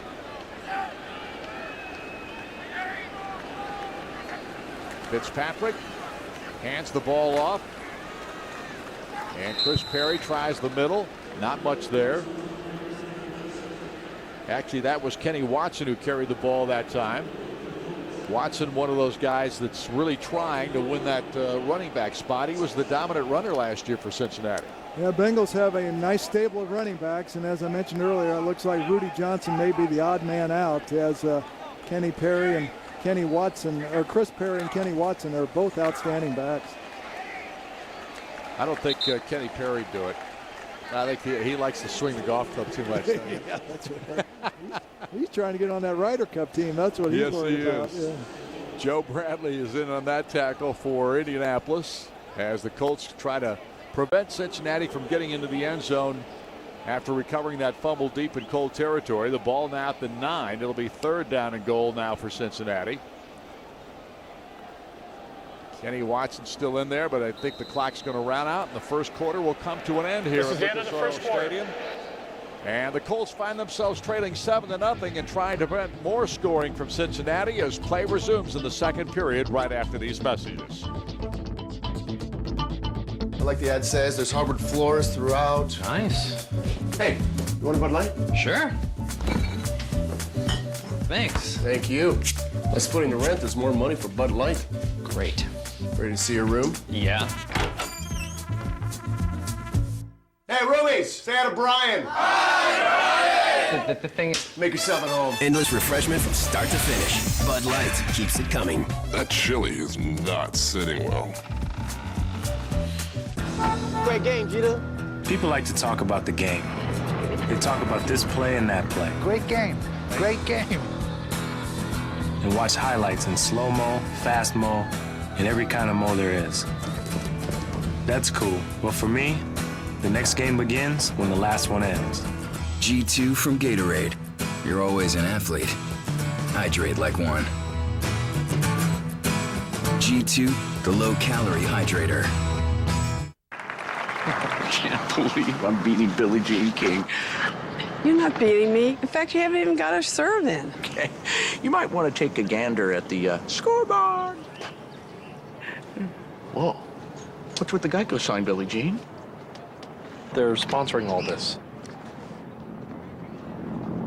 I get it. I quit. but I get it. Oh, look at that's hilarious. Geico. 15 minutes could save you 15% or more on car insurance. Every NFL game, every week, everywhere. Plus the Sirius NFL radio channel.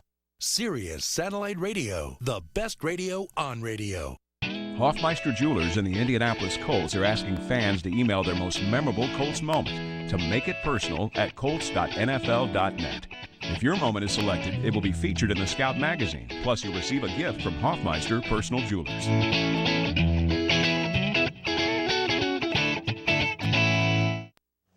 Well, that man has a lot of decisions to make here in the next couple of days. 23 players must be cut from this, or 22 actually will be cut from the roster. Then they'll probably re-sign 8 of those for the practice squad, but that is always the toughest thing for a coach. Yeah, if you ask a head coach, it's the most difficult job he has, telling a player he's not good enough to be on the team after they've worked so hard for the last 5-6 months getting ready. Here's Fitzpatrick to the end zone, and a nice catch made by Glenn Holt. He went up in traffic and was able to pull that thing in, and the Bengals have suddenly scored a second touchdown here in the early going. Yeah, Fitzpatrick really found the window there, and Colts were there to make the play, but Holt just went up and kind of snatched it away from both Colts defenders, so that's a nice conversion there for the touchdown for the Bengals. Jamie Silva was one of the 2 Colts that kind of banged into one another as Holt was in between the 2. And now Shane Graham will try to add the extra point. And the boot is in the air and through the uprights. And so Cincinnati has taken a 2-touchdown lead over the Colts here as we just get underway with the second quarter at Lucas Oil Stadium. Back with a kickoff after this. So we took our daughter computer shopping. We went everywhere. Can we get some help?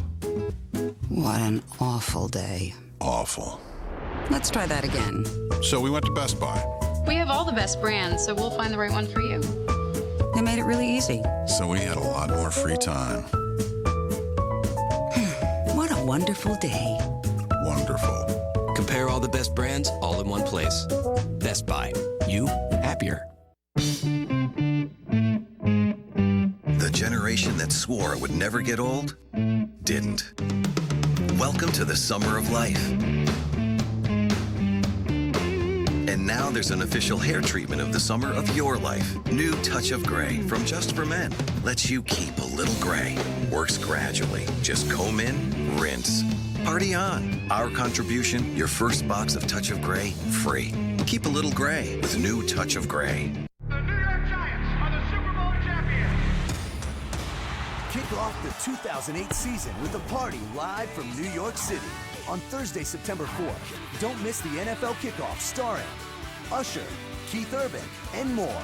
NFL Opening Kickoff presented by EA Sports. Don't miss the concert and kickoff coverage. The NFL Total Access Kickoff Show live September 4th only on NFL Network. EA Sports Madden NFL 09, the first sports game that adapts to you, in stores now. Every NFL game, every week, everywhere. Plus the Sirius NFL radio channel. Sirius Satellite Radio, the best radio on radio. Well, Colts fans, be sure to visit the Bud Light Zone at Lucas Oil Stadium. The Bud Light Zone is above the north end zone in front of the windows that open to the Indianapolis skyline. Bud Light, endless refreshment, superior drinkability, proud sponsor of the Indianapolis Colts.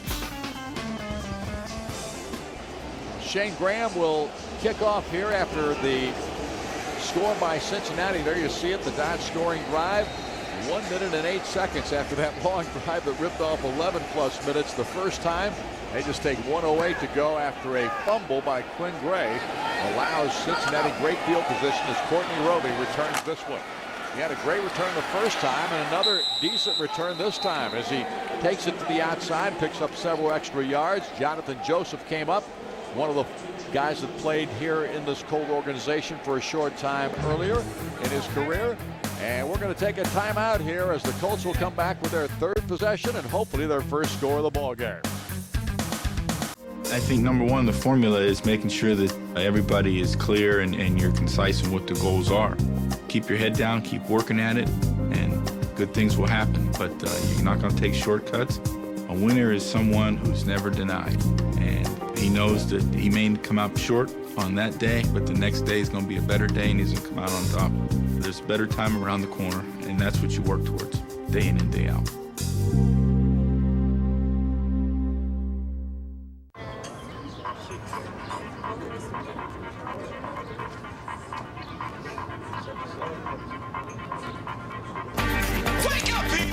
Diet Pepsi Max with ginseng and more caffeine. Did you know 1 in 3 men will face prostate issues? 1 in 3, really? That's why One A Day Men's is a complete multivitamin with selenium, which emerging research suggests can help prostate health. One A Day Men's. After Vikings practice, Adrian Peterson hung out with my friends and me. Ready? I showed off my pump, pass, and kick skills, and I think he was impressed. Pretty good. That's nice. We got pretty good arms, too. We had a great workout, and I didn't want the day to end.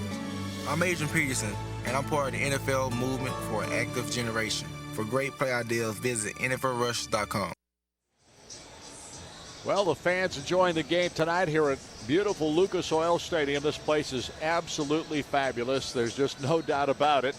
And let's take a look now as already the Colts have changed quarterbacks. Jared Lorenzen now checks into the ball game. Quinn Gray was in there in the first period, but obviously had a little bit of a problem. 1, 2, 3 in that series, and then fumbled the ball in the next series. And now Lorenzen gets a chance, and he fires it complete to a new face in the ball game, Tom Santee, getting his first catch for it as a Colt.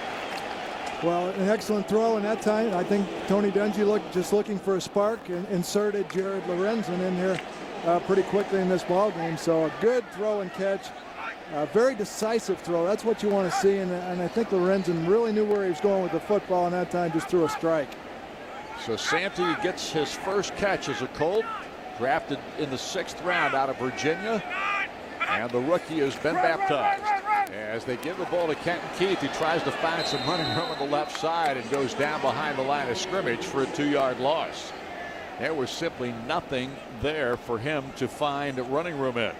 Well, you mentioned Santee. This is the first game that he's been healthy. 2 very promising tight ends in Jacob Tamme and Tom Santee, and they both prove that they can run down the middle of the field. And Santee has Ben Utek's old number, and Ben has switched over to the Bengals here in the offseason. 3 wide receivers set for the Colts now. Keith in the backfield with Lorenzen, who throws it out there, and it's incomplete. He was going for Santee once again, but this one was thrown behind him, and it got deflected into the air and gave everyone a start for a moment because it looked like it might get picked off. Well, this is one of the positions that there's a real battle for playing time with Santee and Tamme, and then Jihan Robinson. The ball was just a little bit overthrown and behind, so you just got to, it's kind of that up and down thing with the quarterbacks. They've got to find some level of consistency. 3rd down at about 12 now for Indianapolis. Lorenzen out of the shotgun. And the pressure comes again. He steps up out of the pocket, and he's going to run with it. Lorenzen finds his way all the way to midfield and loses the football. And let's see who recovers this one. Again, Jared Lorenzen trying to make something happen with his feet this time, and the ball got stripped as he was starting to go down. And it looks like Cincinnati's, well, hold on. Yep, Cincinnati recovers the ball. Corey Lynch is on top of it. Well, I think that the Colts may have come up with it, Don. I think that just bring in their punt unit. But a great